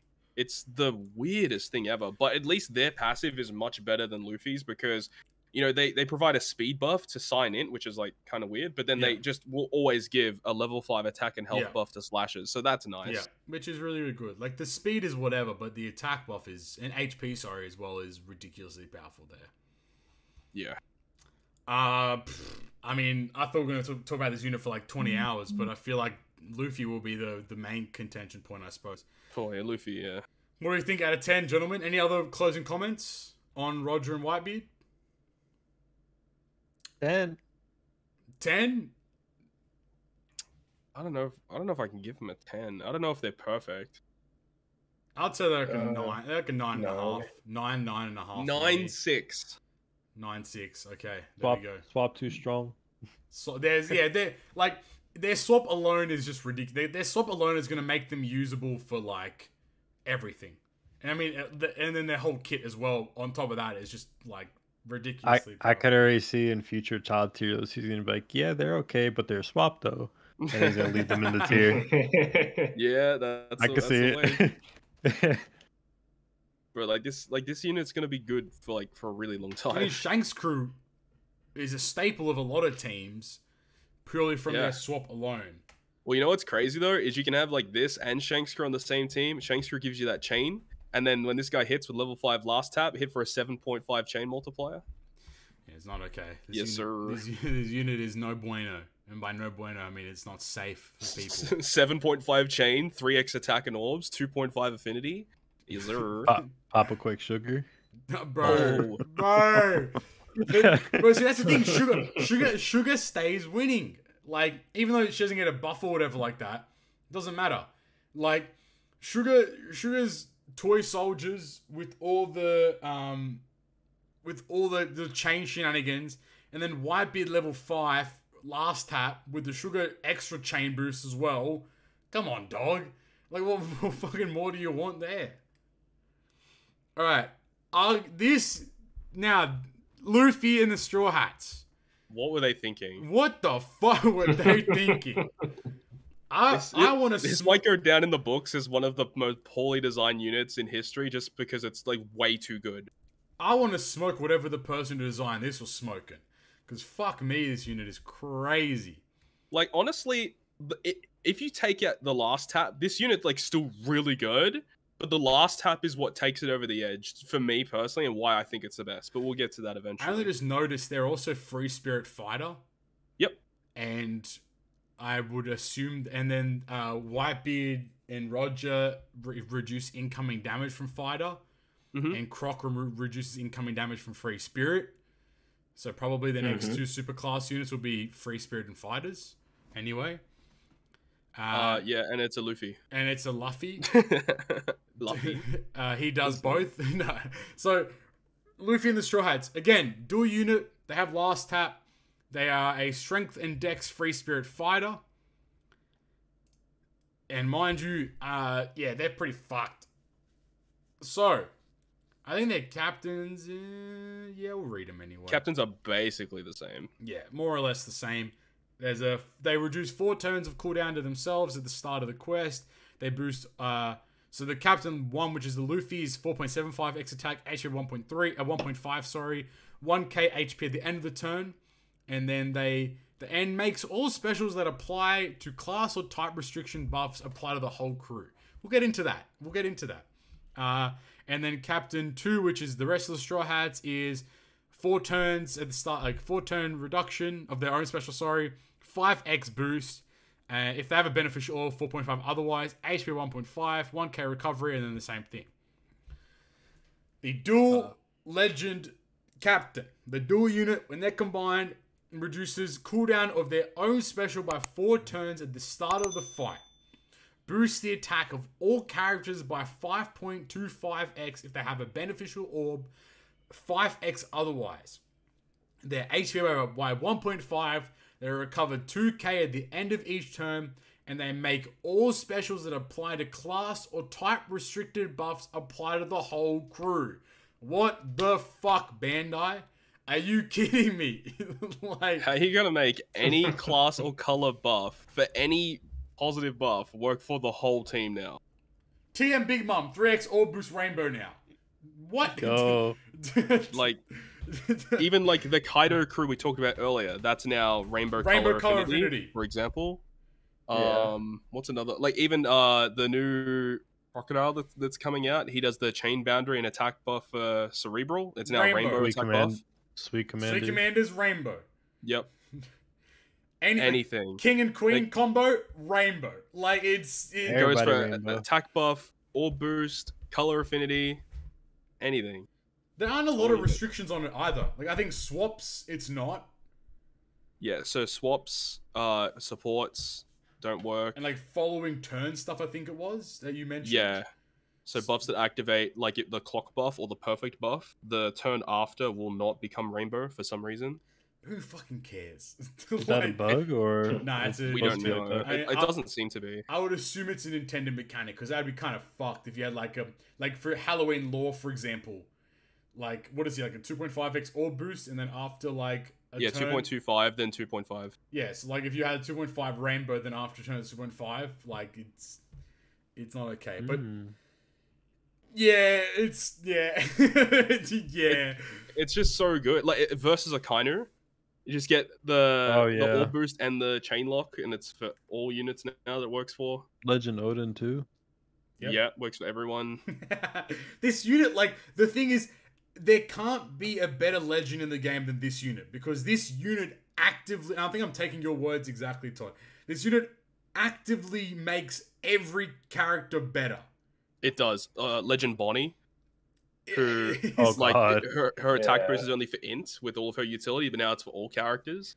And you get all the utility on top of that as well. Fire tank pirates is the orb chain. Yeah, that one was really interesting. The orb change stuff, because that stuff is all rainbow. Special cooldown works for all characters now. Like Legend Hodie's actually broken. Hello, it doesn't reduce the powerhouse. No, the Hodie stuff is underrated as fuck though.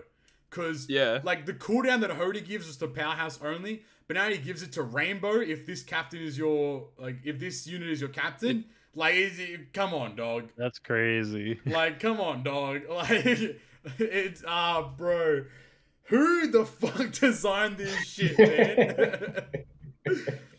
Because every unit is, like, every unit that does a buff is just rainbowed now. King and Queen as well. It doesn't matter. Like, the thing is, team building with this unit is a joke. Because it doesn't matter what units you bring. You don't need to cover classes or colors or whatever. Just bring whatever you need and you're done. Like, content is free. You're good to go. It's just a whole nother level. What a captain ability. The thing is, it's not okay. Like, we need to have a discussion. We need to have an intermission. Because, like, we're talking about power creep. Like, yeah, okay, Roger and Whitebeard's a 5.5x captain. Like, that's huge or whatever. But for this unit to actively make every special that gives an attack an orb, whatever it is, whatever buff it is, a rainbow buff, I'm lost for words. I'm gobsmacked when like on paper at first I was like, oh yeah, this unit's pretty good. But then I watched like Todd did like a showcase video where like he kind of like did like a deep dive into the mechanics behind it, and I was like, yeah, this unit's fucked. Like this unit is genuinely just not okay. Like how powerful they are. And like we haven't even got to the best component of the unit yet. But like another thing that I guess they did kind of balance it in a way because their swap effect isn't the greatest. Yeah, like all right, let's get. It's not even that bad. Let's get into it. Their base swap is changes own orb, including block into matching, and removes all slot bind and paralysis duration on themselves. And their super swap is changes own orb, including block orb into matching, removes all slot bind and paralysis on themselves, and reduces ship bind and paralysis duration by 4 turns. It's kind of whatever. The super swap is nice, but it's also whatever. Yeah, it's fine. I mean, 4-turn paralysis removal's okay, but like ship bind, who like gives why a that? fuck about ship bind, man? No one fucking cares about ship bind. I swear to, there's such a dead limit break ability, such a dead ability. Like, it doesn't matter. Like, it doesn't matter, man. It just doesn't. Yeah, it's so stupid. All right, well, their special is a paragraph, so I think their special is kind of bad or mid. It's okay, this will be interesting. I think it's mid. All right.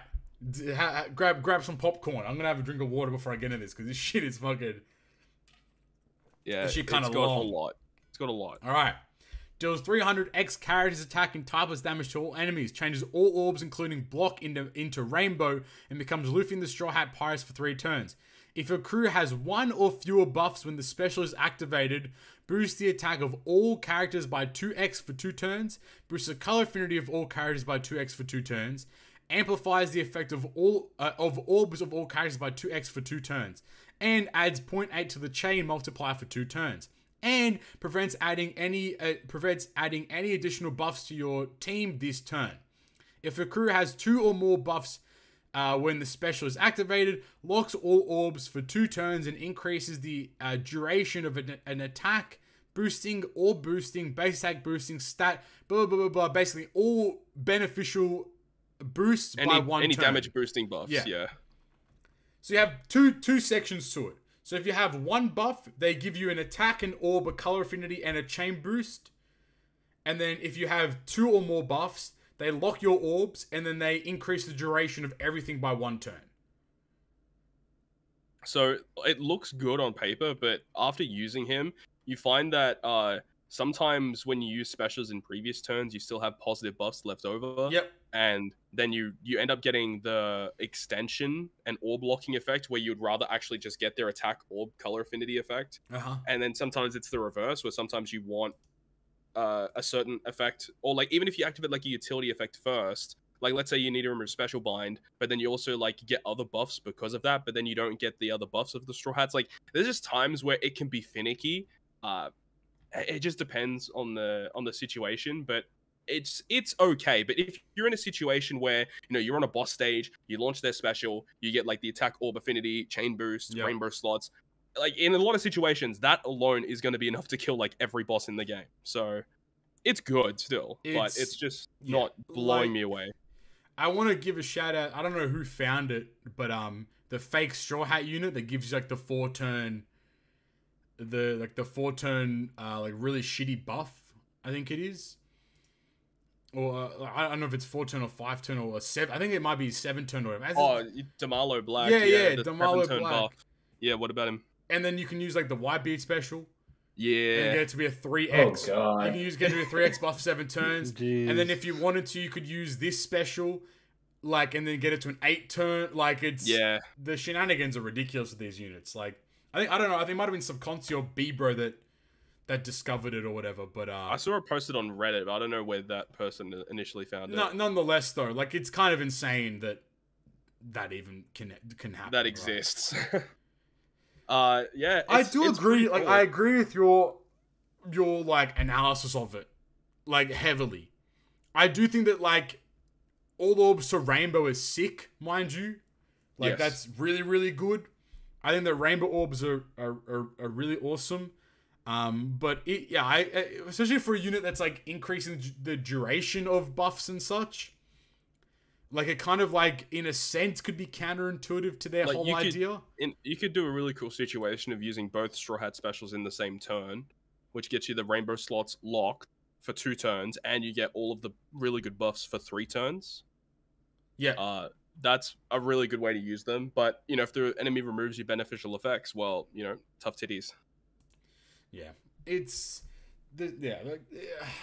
like, I get it, because, like, we kind of, people, like, at least I didn't, but, like, a lot of people underrated that Superclass Doflamingo special, because it gave you, like, a 2x, like, attack and orb boost or whatever. It's like 2.25, yeah. But I think that this special in itself, like, is really, really good.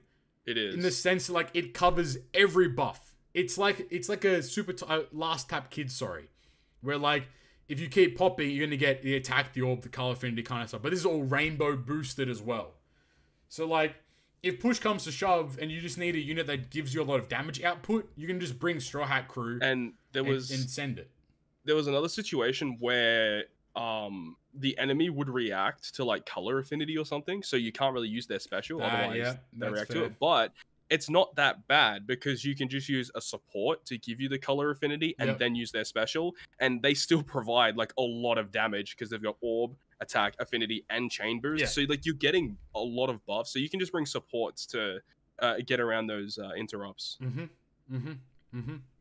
It's really it's really good, like, the special stuff, but, like, because the unit is so broken, you have to kind of nitpick and really get into the nitty gritty.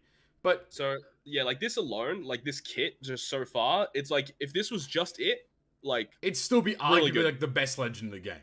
It would be. I don't know if I would rank it the best legend if it didn't have the final tap, but at the moment, it's still very good. But then the final tap. What?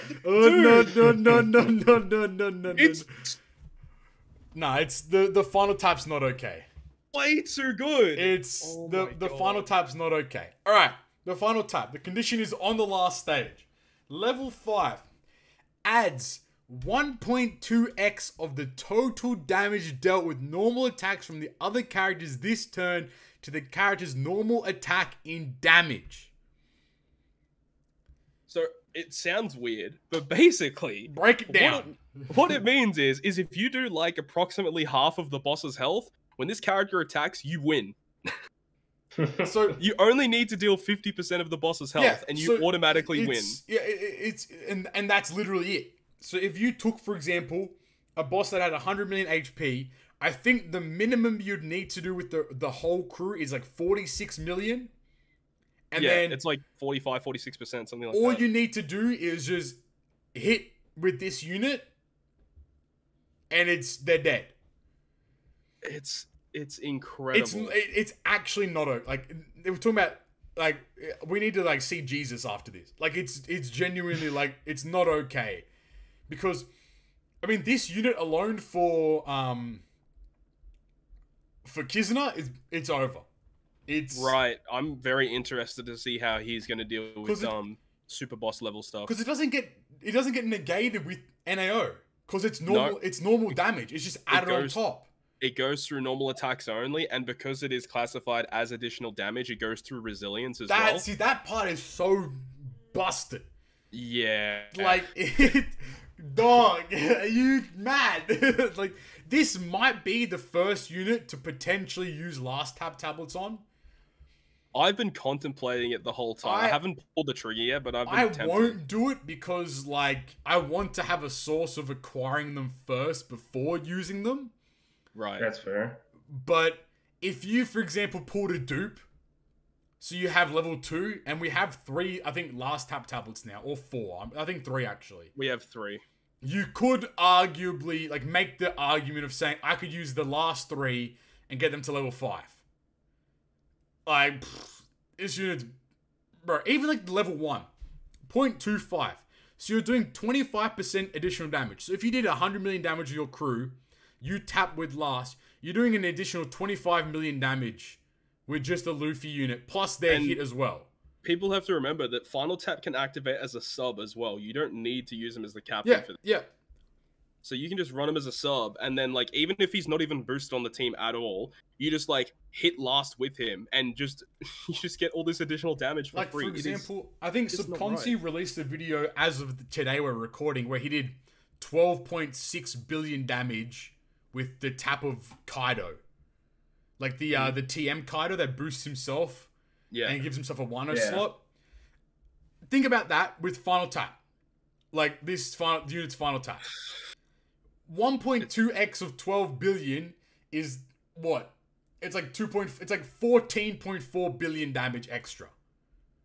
And that's with one unit doing damage.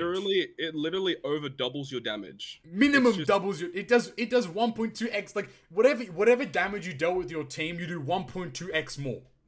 If you have level 5 obviously. But even level 1 is still 25% more damage. That's not even accounting for the damage that Luffy himself does as well. well. That's what I'm saying, man. Because like Luffy himself will do a butt ton of damage if he's boosted, obviously. Yeah, if you build the team right, yeah. And then the last time, like the thing is, remember like with the Kizuna stuff, we were talking about like it's gonna be really hard because you can't zombie Pirate Alliance Kizuna anymore. Like, it's going to be hard to kill, like, the 999 billion damage, like that, blah, blah, blah, blah. This unit arguably makes that more likely to occur that you could kill it in a reasonable amount of time. If you have a level 5 last tap Luffy, and your team does, let's say, like, 10 billion damage, which is very doable now you're doing 20, 30 billion damage, minimum.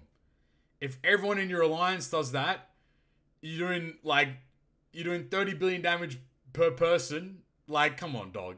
It's like, it's non-negotiable at that point. It's very doable. So, yeah, like Todd said, it's the unit without the last tap would still be top 3, top 5 legend in the game. The unit with last tap, it's done. It's done. It might legit need his own tier because we've never seen something like this before. No, he does. If we're going off the Totsuki tier list where there's like top 5. Oh my god. There needs to be like Luffy has his own tier, and then it's top 5, and then it's tier 0. It's so stupid because you can build a team that like gets around all the gimmicks and stuff. Like, it's happened in the past, right? You build a team, you think it's really good, but then it just lacks the damage. It would be nice if I had something to get me a bit more damage. Just build a team with 5 units and just chuck Strawhats on it, and you just win. Like, that's dumb. Like you mentioned, you don't even need to have him boosted. He can do 2 damage with his. I think Subconsci again. I keep shout out the GOAT Subconsci. Like, he did another video where he did that exact thing. Luffy did like 15 damage in a tap, but then their final tap did like 1.5 billion. You don't even need to. This unit like is literally just, I need more damage. Here you go. Put this unit on. Last tap. Even again, level 1 last tap is 25% extra damage, which again might not seem like a lot, but instead of doing 100 million now, you're doing 125 million damage. Mm-hmm. Like, the extra it does a lot. 25% is a lot extra damage. Like, it's insane. This unit alone is cracked. Like, it's ridiculous. This might be like, I wouldn't say it's a perfect unit, but it's the best unit of the game without a single doubt in my mind. It's a non-negotiable. Nuts. Absolutely. And now they're Pirate Rumble. And their Pirate Rumble is kind of crazy too. Like, I'd say it's probably one of the best Pirate Rumble units we've had in a long time too. Yep. So their Pirate Rumble, they heal 250 HP every 5 seconds. They reduce 30% damage from Driven. They level 5 abilities, level 6 speed to strengthen Dex, level 3 defense to strengthen Dex, level 2 CT to free Spirit, and then they revive 50% of their HP after death 1 time. That's so dumb. They revive! Why the fuck do they revive? Someone get their mans. Whose mans is this? I don't know. No, imagine facing someone in PvP and they have the rainbow one. No, bro. No. Fuck well, that's the thing, is like, even if you just have the other 2 abilities maxed out and like final tap level 1, and like everything as maxed as you can possibly get it without a dupe, they have over 10,000 health already at a base. Yeah, that's nasty. Like there's only 3 units in the game that have over 10,000 health in PvP like that. It's freaking this guy, Whitebeard, Roger, and Bullet. The Bullets stay winning once again. They go. No, like this unit, like sorry, they're special as well, mind you. 28 CT, which is pretty reasonable. Yep. Level 5 attack up to the crew members in a medium range. 3.5 sorry, level 5 attack up buff to crew in a medium range. 3.5x damage to all enemies in a large sideways range. And 100% chance to grant haste to free spirit characters. That's fucked. Like, that's so dumb. remember when we thought like Magellan giving haste to one unit is OP? Yeah, and it's not even guaranteed either. This unit gives haste to all free spirit characters. When the free spirit super class unit comes out, free spirit's going to be the best class in PvP. Free Spirit's already nearly at the top of PvP right now, and like this unit carries them along. Bro, there's a team that's broken. What's the team? It's like Rayleigh them. It's like Jack, Kid, and then it's like I think it's like the Pirate Rumble Law. It's the team. There's no team that 100% beats it. Like it's like I mean like. Which Rayleigh is it? The V2 Dex one. The V2 Dex one. Okay. That one, because that V2 Dex Rayleigh's cracked. He gives like HP, and when he falls low, he gets defense and stuff. It's like yeah. And the fact that this unit does 3.5x their damage is it's they hit really hard. Yeah. And it's in a large range as well, so they're always gonna bink like a lot of damage. And when they attack, all free spirit characters go to the top of the order. So like. If you get in a situation where they're the first character to attack... It's over. It's over. Dude. It's over. Like, I've built free spirit teams where they're the first to attack, and then you have, like, Oden attack, Sabo Ace attack, Yamato attack, and it's just over. You just win. Bing, bing, bing, bing. Like, it's ridiculous. This unit is... over. I don't know. And then, like, you can have the Pirate Rumble Otama, who's free to play. She's good healer, low CT. And then even if this character gets knocked out, they're back. They revive. That's what I mean. Like the revive is so broken. It's so unnecessary. The revive is so broken. This unit would already still be as good as what he is if he didn't even have the revive, but the fact he does have it, why? Because like the ideal would be like he goes in, he pops his special. Everyone pops their specials. He dies. He revives. He pops his special again. Like, it's... Yeah, come on, dog. But I guess the only real downside is that he does provide, like, the strength and dex passive buffs with his ability. Yeah. Like, that's pretty bad, because he doesn't get those buffs. It's kind of lame. Imagine if he did, though. Imagine if all of those buffs were for himself as well. No. Shut up.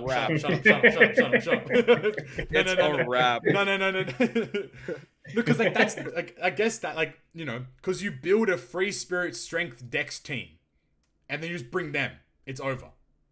You know what I mean? Right. And that's the thing as well. You don't even need to run, like, a free spirit team with them. You can run a strength team with them. Yep. You can use them on a defensive dex team if you wanted to. Yep. Like, the versatility of this unit's insane. Like, I mean, like, I don't think there's anything else that needs to be said, really. Like, this unit's, at least for me, it's a 10 out of 10 unit. Like, it's the best legend in the game. There's no... I think I'd rate this character a 9.8. Yeah, I guess, like, if you wanted to be, like, specific, their special isn't, like... It can be difficult. It can be annoying. And I mean, and I guess, like, that was kind of a downfall for me with the V1 Strawhats, was that their special did so much, but what if you needed multiple things in multiple turns? You couldn't benefit from them. So I'll take it. I would say it's like a 9.8, 9.9. It's not perfect, but it's damn near close. Like, if you're talking about the, like... Because we talked about it for a while, didn't we? All the shows leading up to New Year's. Well, like, they have to really do something special to have a legend that is better than Roger. V1 Roger, that is. I still think Roger's, like, top 3. Yeah, I was going to say, and arguably V1 Roger's still, like, one of the best legends in the game. He still wins. Like, he still wins. Crazy how people think that that V1 Roger is not that good anymore. Like, dude, I had to, like, turn off my brain when I saw that discourse. People saying that V1 Roger's a bad legend because he's 4.5x base. Bro. What? What? You're chatting. You're chatting so much. Like, it's unbelievable. You're chatting shit, fam. But it's, yeah, this unit's just, bro, come on, cuz. Unbelievable. Why does this unit exist, man? It ain't that deep, bro, but it's just it's just a shame that the Sugo itself was like terrible. Yeah, it's a shame that like a lot of the hype behind the units was brought down because of the Sugofest. Right. The Blitz was fun.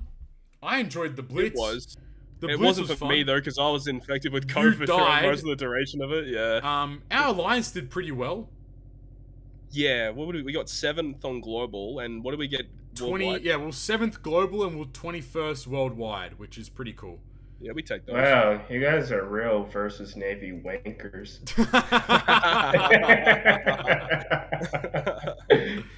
Oh shit! I think a lot of us were in the top 500 as well. I think a majority of us were top 500, which was pretty cool. For global. Yeah. Nice. Worldwide. Oh, sorry, yeah, global, not worldwide. Worldwide top 1,000 was actually pretty tough. I think I was 1136. So it was like hella sweaty to get to that. I got to 570 something. Yeah. I got up there. It was very sweaty. I know like Akainu and Game Freak. I think Akainu was like top 10 or top 15 global. So top 15 in app. So it was like crazy. So he really sweated, as he generally does. The biggest free to play liar in the history of the world. But anyway, yeah, free to play by the way. Free to play by the way. Nah, we love him. I guess alongside that, we should talk about 6+ Oden a little bit at least. Oh my god, because they made him really, really good. Boost attack of all characters by 4.5, HP by 1.5. He changes Dex, Tandem, and Tandem orbs into Wano. And if the character has a Wano orb, they boost their attack by 5x instead. His special is changes Strength into Wano for 2 turns. Changes matching orbs into Strength orbs and amplifies the orbs of Strength, Slash, and Free Spirit by 2.75 for 2 turns. So again, if you bring in Straw Hat Crew and this unit, it's a 2.75 Rainbow boost for 2 turns. And you're getting Wano orbs out of it too, which is Pog. His super type got buffed.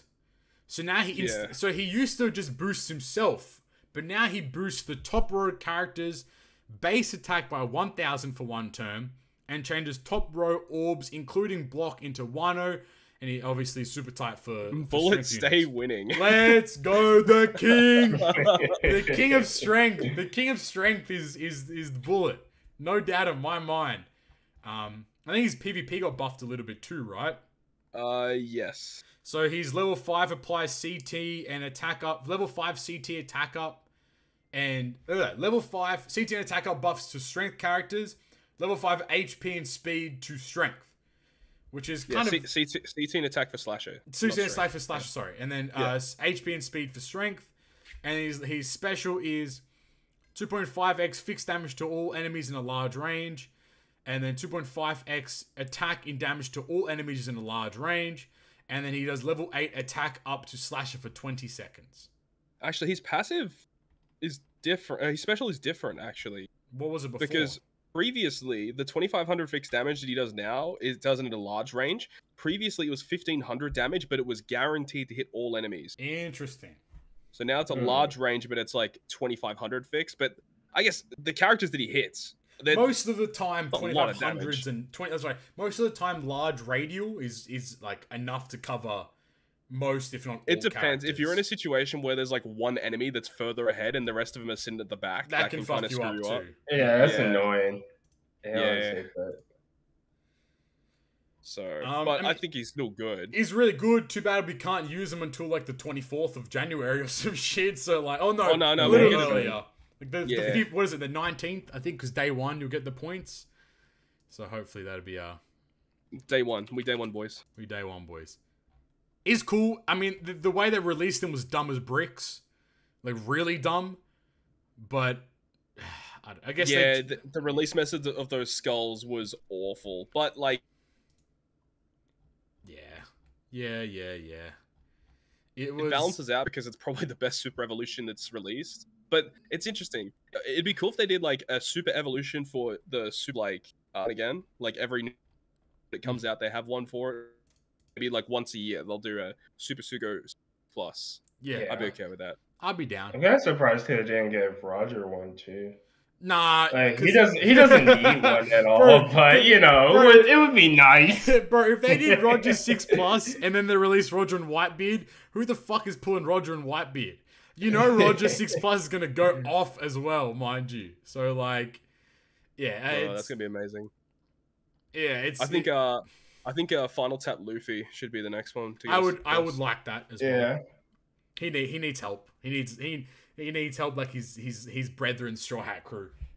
Like, he needs a hug. That dude needs a hug, man. Yeah. So we had support Ace banner as well, which is yada yada yada. Ace is good.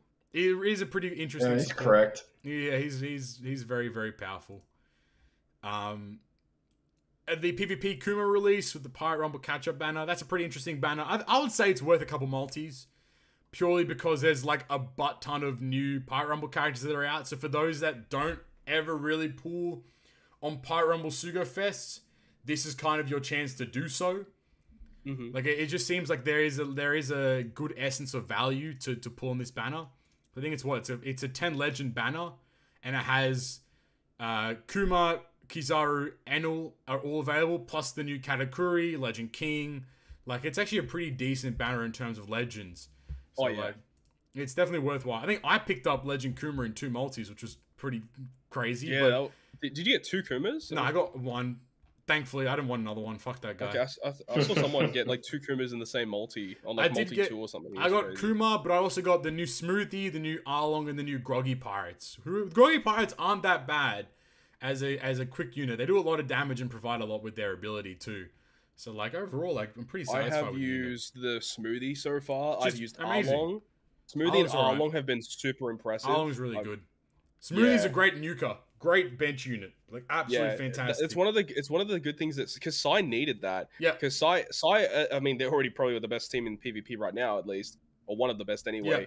But they were so focused on their legends, so their cost was super high. Yeah, but they needed more good bench units because like what other good Sai PvP rare recruits are there? Rebecca's are typically a unit you have on the main. Yeah. So there wasn't many good benches. Like I mean, Kalgar and Nolan are okay, but they're like single target, which. They're not the best to bring on, but like now we have like Smoothie, like that unit is god tier. Bring on, guarantee hit 3 characters for 2.5 times her attack. She has increased CT with her passive, increased attack with her passive. Just a perfect unit. Really, really, really solid. So and Arlong's great too. I would say it's definitely there is value in doing a handful of multis on this banner. The banner's around for a while though, so maybe like prioritize it potentially after TM, because. Great segue, by the way. TM Legend Bon Clay. Yeah. Who thought it was going to be a TM Legend? I didn't think it was going to be. I thought it was going to be a super class. Turns out, no, it's a super type. So that was weird. Well, they did announce it before. Didn't they? They announced it before. He was the winner of the vote. Way back. But... Also, again, mind you, fighter free spirit. I'm telling you. But, so, this unit is a Sai fighter free spirit character. His captain ability, he is a TM exclusive legend, so keep that in mind. His captain ability is boost the attack of all characters by 5x if they have a beneficial orb, 4.5x otherwise, HP and recovery by 1.3, and he makes recovery and tandem orbs beneficial for all characters. Just... very solid captain ability. Basic but good. Minimum full, like it's a very solid captain ability. He's special. Now, this is where we get a little juicy, you know what I'm saying? Changes own type and both classes to any selected combination, which is wild. Reduces special cooldown of all characters by 1 turn, and he boosts the base attack of all characters by 1,500 for 2 turns. Bro. What? It's a pretty interesting design. I mean, this is what people wanted. People wanted a Bon Clay unit that was able to like change his kit. People also wanted this for like a Kinemon. Yeah. Which I think would have been interesting too. This is crazy. Like Law. Law would have been sick as fuck. That would have made sense. This special is actually crazy good. Because this unit essentially can boost any class and color, but also like they can be put on any team and get the boost. Yeah. Like as long as they use their special, that is. Yeah, all those teams that require you to have like a certain captain, or you can also like do certain orbs or something, because you could like change, like for what is it? Versus Ace, you need a strength orb on your captain, and if you change your class to you can change your class to strength, and then swap and get a matching orb with like a switch ability or something. Yeah, that's big brain. Hold on. Hold on. Versus Ace's special. That's pretty smart. Yeah. Also, like, just an outright, like, so much damage. Like, 1,500 base attack for 2 turns on all characters. Yeah, the biggest base attack boost. And base attack boost is arguably one of the best boosts in the game. Because it's just raw damage. And, like, that raw damage gets, like, exponentially better when you add in attack boosts and orb boosts and blah blah blah blah. So like the higher the base attack, the more output the more damage that a character can do. Insane. There's super type. So Bonclair super type criteria is he must be the captain and your team must have a base attack boosting buff applied. So obviously you can just use his special, and then his super type is locks the chain at 3.25x for 1 turn, transforms all characters with the same type as this character into super type characters. I love that. He is a rainbow super type character. What? That's awesome. That's sick. Like, this is what we wanted out of a Bon Clay unit, though. This is like, people wanted a Bon Clay unit that used his Devil Fruit ability to do these kinds of shenanigans, and this is exactly what he's done. Yeah. And I think they've nailed this unit. I don't like that he's a TM exclusive legend, but I mean that's kind of par for the course of Treasure Cruise these days. Right. I do think that this unit is insanely powerful. People is like, I think Tower Corner came into Dynasty saying that this unit's the best legend in the game, and I was like, I disagree. I disagree completely. We do have better, but I mean he's not bad. But he's not the best. He's a very solid legend overall, though. I think he's good, but he does still rely on the rest of your crewmates being good. Correct. It's not like Straw Hats where they can kind of just carry the whole team by themselves. Where like this unit definitely relies on your other units to still provide damage boost. Because like 1,500 stat boost is good, but that's not gonna like let you clear 50 million damage bosses. Plus, like you do need your other crew units to be of the same color that you end up trying to swap into, for example, if you want the super type like buff to be like them to get the added affinity from the super type special or whatever. So at least you can change whatever color you want to like get type advantage whenever you need it, which is really good. But it's also like you need to build the crew around Bon Clay, which I feel like is the kind of nitpicky part there. Like it's not he doesn't have as much freedom, I suppose, as you might anticipate at the very beginning. But I'm happy to be proven wrong in that and seeing some crazy I'll wait for some crazy content to come out where he just absolutely claps up, which I'm sure he will. Like I'm not completely sold on him, but he looks good and interesting at the very least. Yeah, I agree. That's how I feel as well. I don't like the fact that he doesn't have a Sailor effect to resist special reverse, considering his special provides cooldown. Yeah. He makes all recovery ores beneficial, which is cool. That is good. But, yeah, I don't know. Like, it's... Like, I think this is one of those units where on paper they're not as good as what they'll be in-game. Maybe. But I think that, like, we'll have to wait and see if people pull them and the content that comes out. You know what would be interesting to test is if this character, depending on how you do it, if he does count as beating all the GARP challenge with different colors, like maybe, I don't know when it does the check for your team, whether it does it at the end of the content or at the start of the content. That's a really good point. Because if it checks your team at the end when you clear it, and he's an int unit, I wonder if that counts. It probably doesn't. I would say no, but if it does, that's pretty cool. That's busted. Because you can basically have him as your captain for everything. like every color, and just build the team that surrounds him, and be able to clear it with pretty. I mean, 5x with a matching orb, 4.5 otherwise is great. The special adds a lot of damage. Super type is pretty solid. Like it's pretty good captain to have for GARP challenges. His support is really good as well, mind you. You can attach him to Luffy or Mr. Zero, and which I mean, super class Croc is a fantastic legend in itself. When you are inflicted with poison or toxic, he recovers 3,000 HP, and he boosts the base attack of all characters by 300 for 1 turn. Why doesn't he remove the poison? Yeah, Yeah, that's dumb. The base attack is really good though. Like getting the base attack from the support is really good, but not boosting removing poison. Because if he removed poison as well, sheesh, man. That's the thing. You only get this to activate when you're inflicted with poison. Yeah. So it doesn't really make much sense to. Yeah, it's weird. He does have cooldown reduction. I think this is the first legend with cooldown reduction. No, there's been plenty with it. Superclass Dofi has it. There you go. I don't even know. 7 turns of that. Corazon has it. Oh shit, true, Corazon. 7 turns of that. So he has a 15 turn cooldown at the so far. So 7 turns of that. You know, brings him down to 8 turns plus everything else. So he's probably at like, what, 2 turns when the adventure starts or whatever? So, Zora has it too. Oh, yeah. You're right. V3. Yeah. He also has Hunger, and he has Pinch Healing. How do we keep getting more Hunger Legends and no Hunger Tablets? I hate it here. Fucking hate it here. Now, this TM would have been... It's a new orb slot. Jesus Christ. Like, it doesn't make sense. Like, how, especially because this treasure map does not have hunger tablets available. How are you going to release a legend with the hunger ability, but no hunger tablets? That should not make no sense, man. Rough. Or backwards.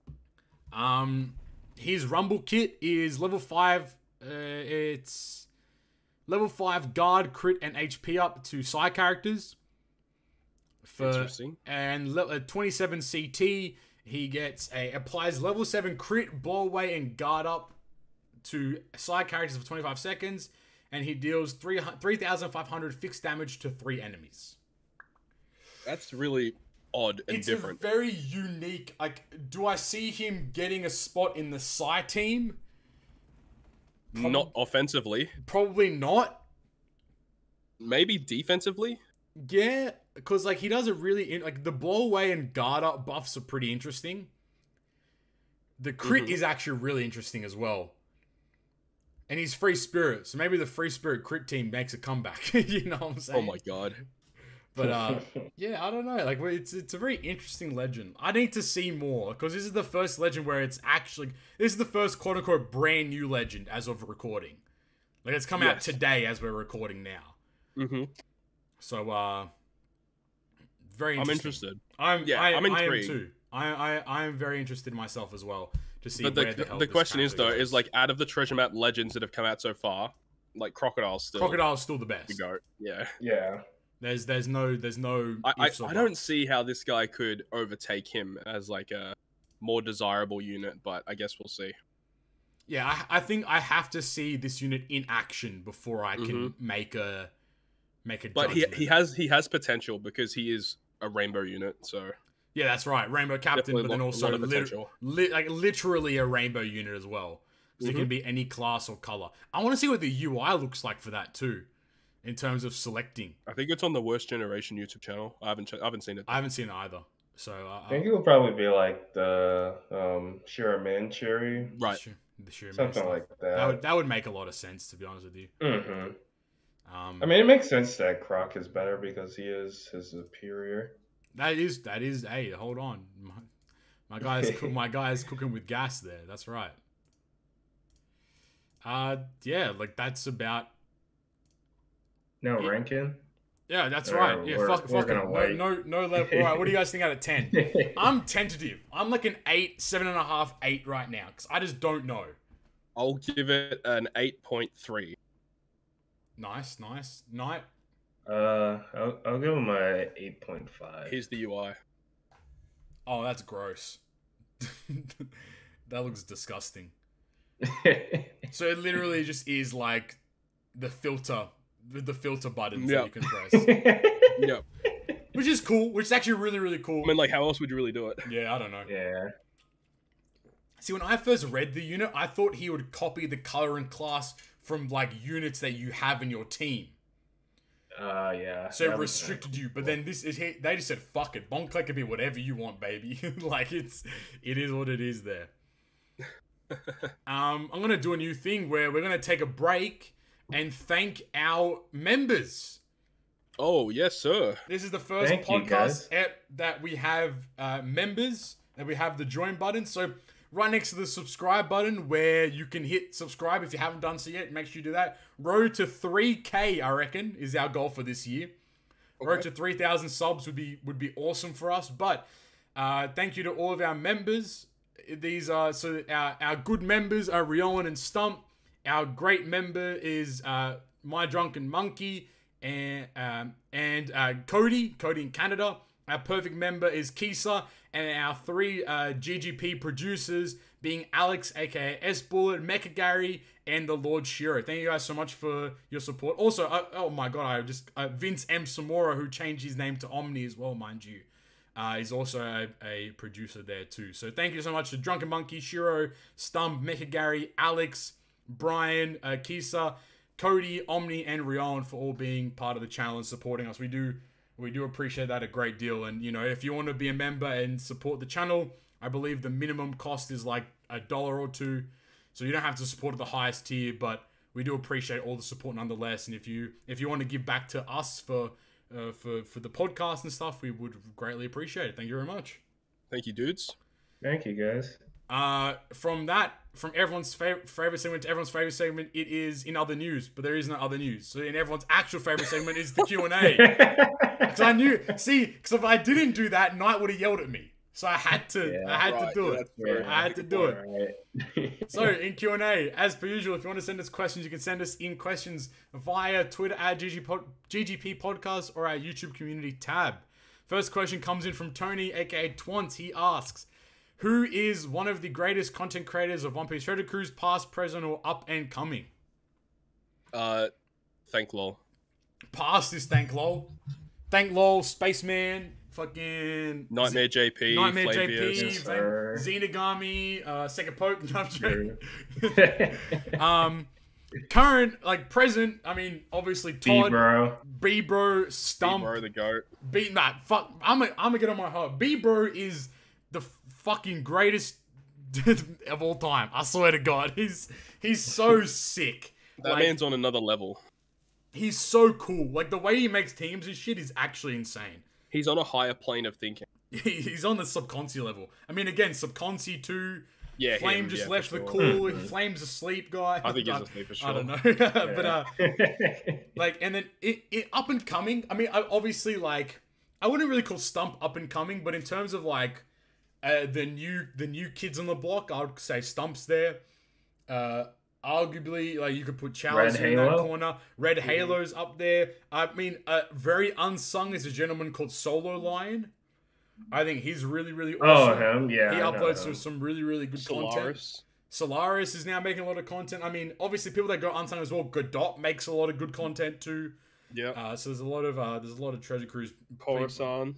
Oh yeah, if you're talking about JP people, Coruscant's goated, Snowman's goated, Snaf King's goated. And then a lot of like the JP Twitter people that don't make YouTube content. Like a gentleman named Kente, he makes a lot of PvP content. There's another guy called Shinren who makes up really good teams and stuff. Doberman, he does like a lot of free to play stuff. There you go. Yeah, so there's a lot of good Treasure Crews out there. Like a lot of good people that are making some fantastic content. So there you go. From Stress Bagel.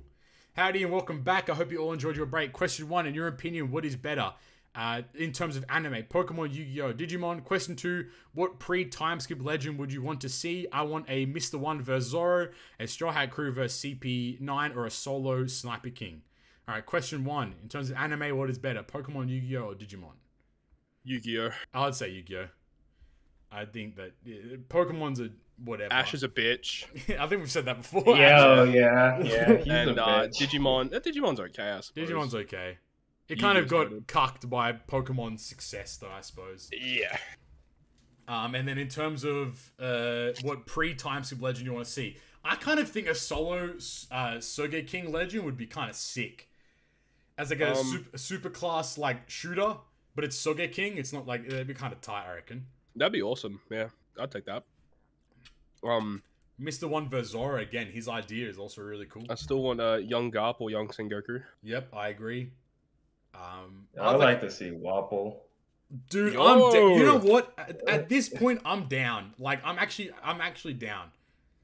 If they did something similar to like what they did with Mr. 2 and like Sugar and stuff, like using this devil fruit, letting him like maybe eat orbs and like he can eat orbs and then he like changes his type or something like that. Based on the orb that he consumes? That's cool. Yeah, something like that. But then I think that would be kind of cool. If he consumes a rainbow slot, he becomes a rainbow captain. If he consumes a strength slot, he becomes a strength captain.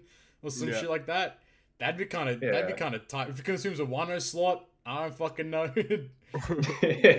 If he consumes a block orb, he becomes like a negative attack boost captain or some shit. That'd be kind of cool though. Or like every orb it consumes kind of like alters the captain ability. So if it consumes like a tandem orb, he gets like a higher like HP boost, or like a recovery orb gets a higher RCV boost or whatever. That'd be pretty cool. So you consume orbs and then pop his special, then whatever orbs consume when the special's popped might alter the special ability or the captain. There you go, Bandai. That's a free fucking idea for you there. But maybe like if you use him as a captain, or if you use him as like he makes it so you can't in tandem slots naturally, like only get type slots, so that it makes that effect work. I'd agree. I think that'd be really cool. There you go. Next question from Alex Wisniewski. I keep fucking it up, but I'm sorry. Alex, aka S Bullet. What's more annoying? Players that criticize other players' pools, or players that criticize on how you spend gems? Gems. I've never seen people criticize pools really. I guess it's RNG. The only kind of critique you'd kind of get would be like, I should have gotten the legend earlier. You blah blah blah, or like you shouldn't have pulled. You shouldn't have pulled. Streamer luck. Yeah, streamer luck. I agree with the gems shit. Like the gem, that's dumb as bricks. It's your gems. Like we on GGP air quotations complain because like we want players to save for the big celebrations and not spend their gems on. How dare you spend gems on this banner? You know what I mean? But at the end of the day, like all we do is give advice. All Todd does in his videos is give advice. All Stump does is give advice. Like you don't have to listen to the advice. You can do whatever you want. But if you're like coming at someone saying, you're an idiot for spending your gems, it's like, yeah, but they're my gems. What the fuck are you saying? Like, I don't know. Like, don't tell people how they should spend their gems. Like, it's the same way it's like how people should live their life. Like, just let it be, man. It ain't that deep. It really ain't that deep, man. Next question from Obsidian Steed. I don't want this to happen ever, but is it possible for Bandai to release a legend whose captain effect is to reduce 10 turns of burn, hunger / fear? Legend Sanji with 10 turns of burn incoming, boys. It is time. No, it's not. No more Legend Sanjis. I mean, in due time, that'll be a thing. I don't see why not. Like we would never thought they'd release a captain that reduces bind, and they did it. So I'm sure that exactly right. I think fear is possible. The thing is, have we seen a captain that's been able to reduce like the debuff icons? Because we've seen like units that reduce like bind, despair, paralysis, which are things that affect your crewmates, but like actual debuff icons on your crew, I don't think we've seen a captain that removes those. Like, I've seen like paralysis. Yeah, because like fear is something that affects your crewmates, but like attack down is like a debuff that gets inflicted as an icon. That's right. Or like burn and hunger are icons on your crew, whereas like fear, like bind, paralysis, despair, all affect crewmates. So it is a bit different. I think fear is possible. I don't know about burn and hunger. We haven't seen it, but hey, look, crazy things have happened. I could see it happening at some point. Like it just makes sense for a legend to do that. Like, it'd be cool. I mean, burn for the most part isn't that like intense, because like if burns on the final stage, you just kill the boss. before the burn procs, obviously. Then, if you get burnt, just hit greats, bro. Yeah, like just hit your goods and greats, not your perfects. But like it's I mean it's possible. It's very, very possible. I don't see why not. You know what I mean? There you go. I kind of want to see a legend that removes like 10 turns of like % damage reduction or something like that, like in their captain. Just remove enemy gimmicks passively. Yeah, I mean that'd be interesting as hell. It's time. Hell yeah. At ZDude181, he asked 3-part question. Part 1: how long was it before someone asked you what the next piece of content was after the merge? Question 2: what's the coolest gift you got during the holidays? And question 3: what is your favorite pasta dish? All right, question 1. That face with tears of joy. Yeah, too. I think it's I think that was meant to be an emoji that the copy and paste. Yeah. I should have said face with tears of joy. Question 1: how long was it before someone asked you what the next piece of content was after the merge? Probably like day dot. Like, I guess like when people finish the content, they ask what's next. And I think like, you know, because that's typical. I feel like with this banner as well, or with this whole entire campaign, there wasn't a lot of like content, like in terms of the New Year's stuff. There wasn't. So like even like isn't the Bonclave banner advertised as merge celebration? It is. Yeah, so like it's not even like New Year's stuff. So like New Year's is basically over now, for the most part. So like, I don't think there's any more. I mean, there's like login stuff in like the lottery, I suppose, but yeah.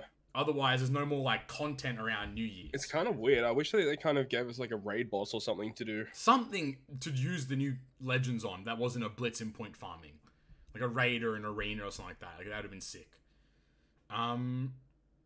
Question 2: what's the coolest gift you got during the holidays? I can go first. I go got for it. Sounds weird. I got a drink bottle.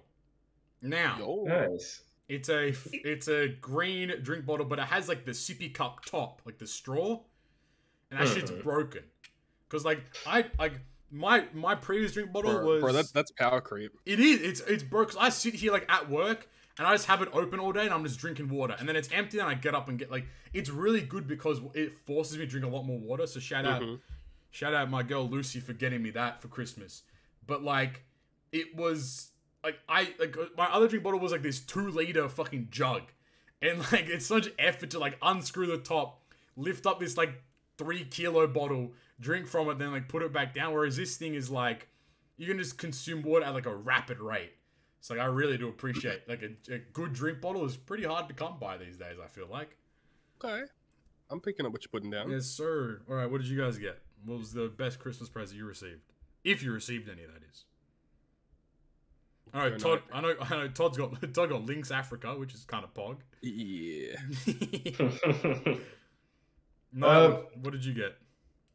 Well, my friend, he's stationed in Japan right now. Oh yeah. For the Marines, so he like got myself and a bunch of our friends in our friend group a bunch of like anime figurines and stuff. So they're coming soon. So I haven't received them yet, but they're you are like, receiving them inbound at some point. Yeah. Nah, it's fucking sick. Yeah. And then Todd, what did you end up coming to? I got some Pokemon cards. Which is kind of cool. Nice. Got I love fresh socks.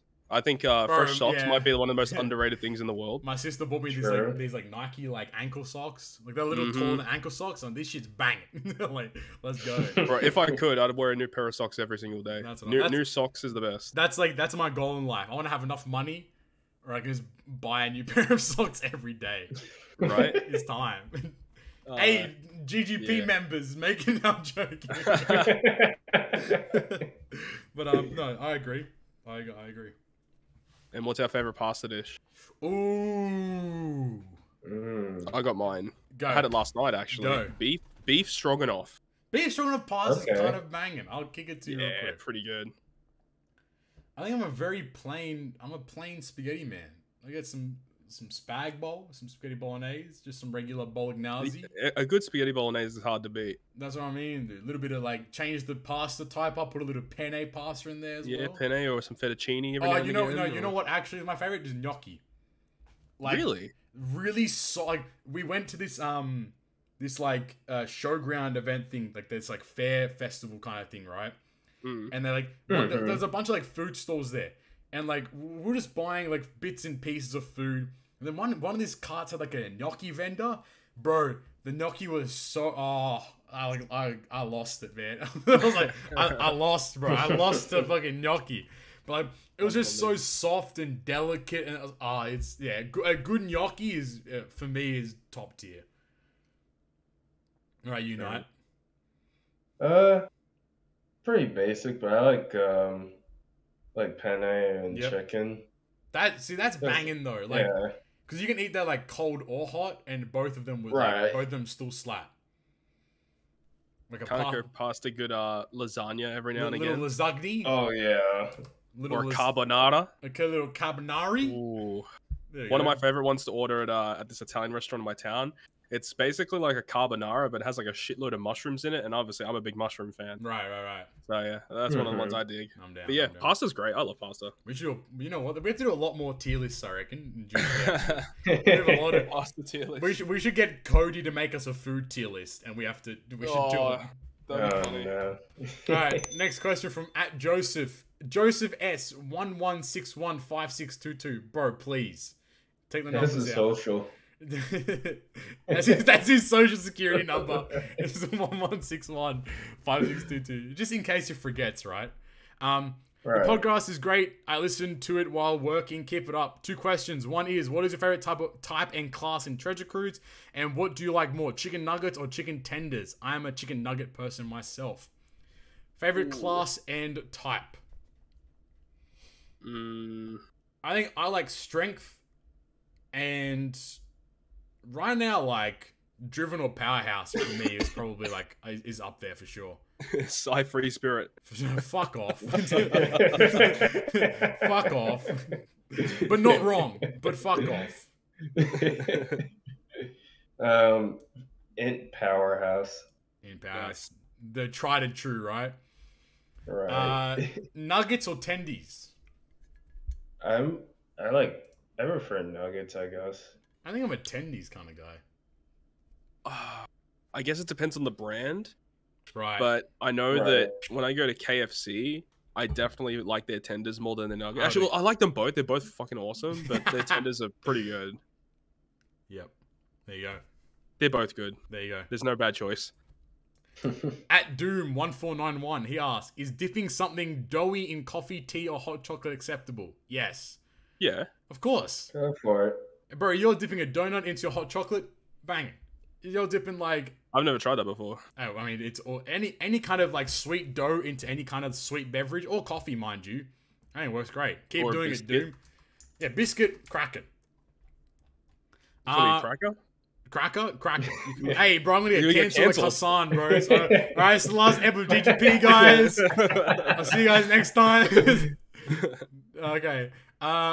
Chrissy Darling, she asked, who's picking up Legends Arceus, and what Pokemon game would you like to see remade like Diamond and Pearl? I think we're all picking up Legends Arceus.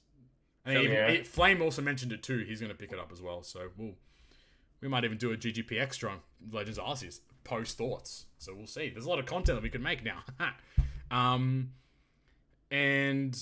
What game would you like to see remade? Like a Pokemon game or any game? I think it says Pokemon game. Would you like to see remade like Diamond and Pearl? Well, like Diamond and Pearl, so tried and true. Nothing changes. I don't know if I like Diamond and Pearl because I mean that remake wasn't the greatest, but it was good. Mm-hmm. Yeah. I mean Black and White would be really cool to see remade. Give me Emerald. Like... I would like Emerald remade. Okay. Like on the Switch. Yeah. Emerald was sick. That'd be lit.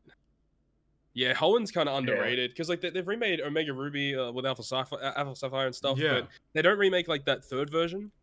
Mm-hmm. But then again, they kind of implemented a lot of the third version stuff into those games anyway. True. Right. I just think an Emerald would be kind of tight. What about you, Knight? Yeah. I guess like the only like one would probably be like Gen 5 because it's like the oldest one, and I mean it's been a while, so I guess that's the one that makes sense. But I kind of want them to do like, well, I don't want it like Diamond and Pearl, like Todd said. They're like good, but they're like kind of too much like the old games and not enough like newer. There's And not enough hot shit. There's not enough hot shit in these games, man. So like if they did like something and they improved it like X and Y, which in my opinion it's like one of the worst games but if they like remade it like Diamond and Pearl and like updated it a bit, I feel like I would like that. Yep. It's been a while since I played through X and Y. Yeah. And I would love a game that's just a game like Heart Gold Soul Silver. Just give me like 2 regions to play. Was so good. Like, I love the fact that there was just 2 regions, such more content. I actually bought on eBay like last week. I'm still waiting for it to arrive. Like original cartridges of Silver and Gold that I want to play through again. Oh, that's a shout. Nice. Yeah, with some new batteries in it, so that actually saves the game. True. Alright, next question from our member, Kisa. He asks, I think you may have answered this way in the past, but if you could choose a new limit break ability, what would it be? New limit break ability. Jeez. Yeah. New limit break ability. You could do anything, though. That's the thing. Maybe you could do like a burn limit break ability. Okay. Kind of like how hunger works and how like the fear as well works. A reverse burn, so it actually heals you instead of burning you. Yeah, you could do that, or you could just have it so it reduces burn. Or you could do something like when you're burned, you deal more damage. Ooh, I like that. And then that could stack with like a burn conditional. Mm-hmm. Yeah, I don't mind that. Or even like a limit break ability that could resist special reverse would be kind of interesting. That would be that'd be sick as hell, because it was like reduces special reverse on the crew by like 2 turns. Yeah, for the whole team. Well, that'd be interesting. You know, like 1 turn of special reverse or whatever, or 2 turns, or I don't know, something like that. Would be insane if that was a character. Hell yeah. There you go. They go. Bandai's getting they got a free legend Warple and like 2 free limit break abilities right there. Just give us the tablets for them before you make them. Another question from our other member, Omni. He asked, really liked this live stream. It was super fun to chat with the other GGP members. Are there any plans for upcoming live streams? Also, Toski already posted that he's not the biggest fan of the new One Piece opening. What opening from other animes would you replace it with? I'm thinking the new Attack on Titan opening would fit as well. Alright, we'll answer the first question. Live streams. I mean, we all kind of came away from the live stream and we thought it was pretty successful. We all really enjoyed the live interaction. It was really fun. So I would definitely say that things in future that we might live stream, maybe like GGP extra videos, or maybe other projects we're thinking about doing, we might do as live stream. So just keep your eyes out for that kind of stuff. I think live stream was very fun. The new OP opening though, I think that the animation stuff is really cool. I think that the music does not fit the animations that they're showing though. Same. They should have gone with some crazy shit, like some. It looks some so hard good, music. but yeah, that music just doesn't fit. Especially like I think even like you mentioned, it's like with the where they're at right now, it's not bubbly music right now. Like right now, it should be like really gritty, like we're getting into the thick of it kind of stuff. But I don't know. I'm not sure what I'd replace it with, but I mean, the new Attack on Titan opening song is kind of crazy. It's good. I like it. So I definitely think that it could be a good fit. I also liked the Demon Slayer new opening. That's actually pretty good. Yeah, true. And the JoJo Part 6 opening is actually pretty good too. Like that fits really well for the series. Have you guys seen it? I have not seen it yet. Gotta wait for the second half to come out, whenever that is. There you go. Good. There you go. And as per usual, the final question from our boy Cody, aka Peanut Butter Burger Boy, aka this is huge. Yeah, this man always asks us. He always asks us interview questions. I think he's like selling our data to like somebody in like Pakistan or some shit. I don't know, man. He's making a lot of money off us. Hey guys, I hope you all had a great holiday season, and thank you very much for the kind words before the break. One OPTC question I had is, when do you think we'll get a new ship? Lol. And the who ship do you think it will be? It just feels like a while since we've gotten one. I mean, hopefully we get something new. I think anniversary would be pretty fitting to have one. It would have been cool to have a new ship, like a new Whitebeard ship, maybe, to release. Yes, with all of this content, or even they just make a new version of the Sunny. Would be cool too. That would have been really sick. That would have been really sick too. I mean, I agree. They definitely should have done a new ship by now. Even if it's not a forest, even if it was just like you get a new ship by playing content or whatever, like or a 30 gem one. Maybe maybe Grand Voyage. Ooh. Maybe. Hold on. Tinfoil hats. Get them on, lads. You never know. Hopefully soon though, because we haven't had a new ship in like literally for global. It was when Luffy Sanji came out. For Japan, it was Roger Oden. That's crazy. It's literally been a year. That's too long, man. Yep. And now for some completely off-topic questions. Do any of you have tattoos or plan to in the future? I do have a couple smaller pieces and a large back piece currently with hopes for more in the future. Any tattoos? Anyone's thinking about anything? None currently, but I think at some point I'll get one, but I'm too indecisive. I think I'd probably get like my family name somewhere, like my mum, my dad, and my sister, but otherwise like, or maybe if I had kids, something like that, but otherwise like nothing for the time being. Nights be like, yeah, I got a dragon on my back. Fuck it. I got a dragon. Yeah. Who's dragging something on your back? Hey yo. Relax, talking to me. Nah, I don't have any tattoos currently, but I am planning to eventually get the sacrifice tattoo that Guts has on. That's pretty sick. Yeah, plan to get that, and then maybe like in the future, like the little nightmares and nightmarettes, or what would you call a female nightmare? I don't even know. Nightmarette.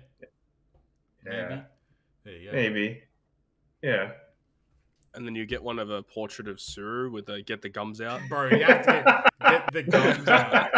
That should, you know what? We should make that like bro, if we were like, fuck, if we get 5,000 members by the end of this year on GGP, we'll all get a tattoo of get the gums out. 5,000 members, bro. Holy shit. Geez. Hey, that's why we make it stretch. Because if it happens, you're like, all right, fair enough. I'll do it. Yeah. But holy crap. There you go. Put it out there. Wake up tomorrow morning, there's like 10,000 members or some shit. Hey, yo, relax. Hey, we'll take it. Yeah, oh God. All right, for my food questions and his answers in the brackets. How do each of you feel about olives? He is not a fan. I love olives. I like them. Fuck olives, they're disgusting. What? That's crazy. All right, gross. If you come over to our house, bro, you're gonna have to say no olives, please, because you're gonna be it's in everything. I've got to know: do you guys eat your pizza crust, or is it not your thing? I'm definitely a fan of pizza crust. I eat my pizza crust. That's on God. I'm eating it.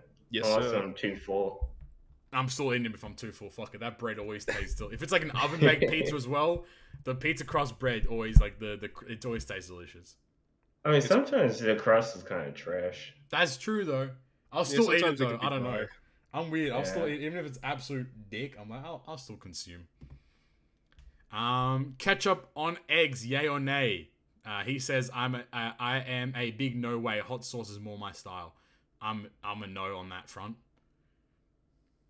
I mean, it depends. It's not a go-to, but it's like, if push comes to shove, my eggs are a little dry, I might put some ketchup on them. But I love ketchup on eggs. That's crazy. This guy. I love barbecue sauce on eggs. I like hot sauce. I like a lot of condiments on eggs. See, like I'll have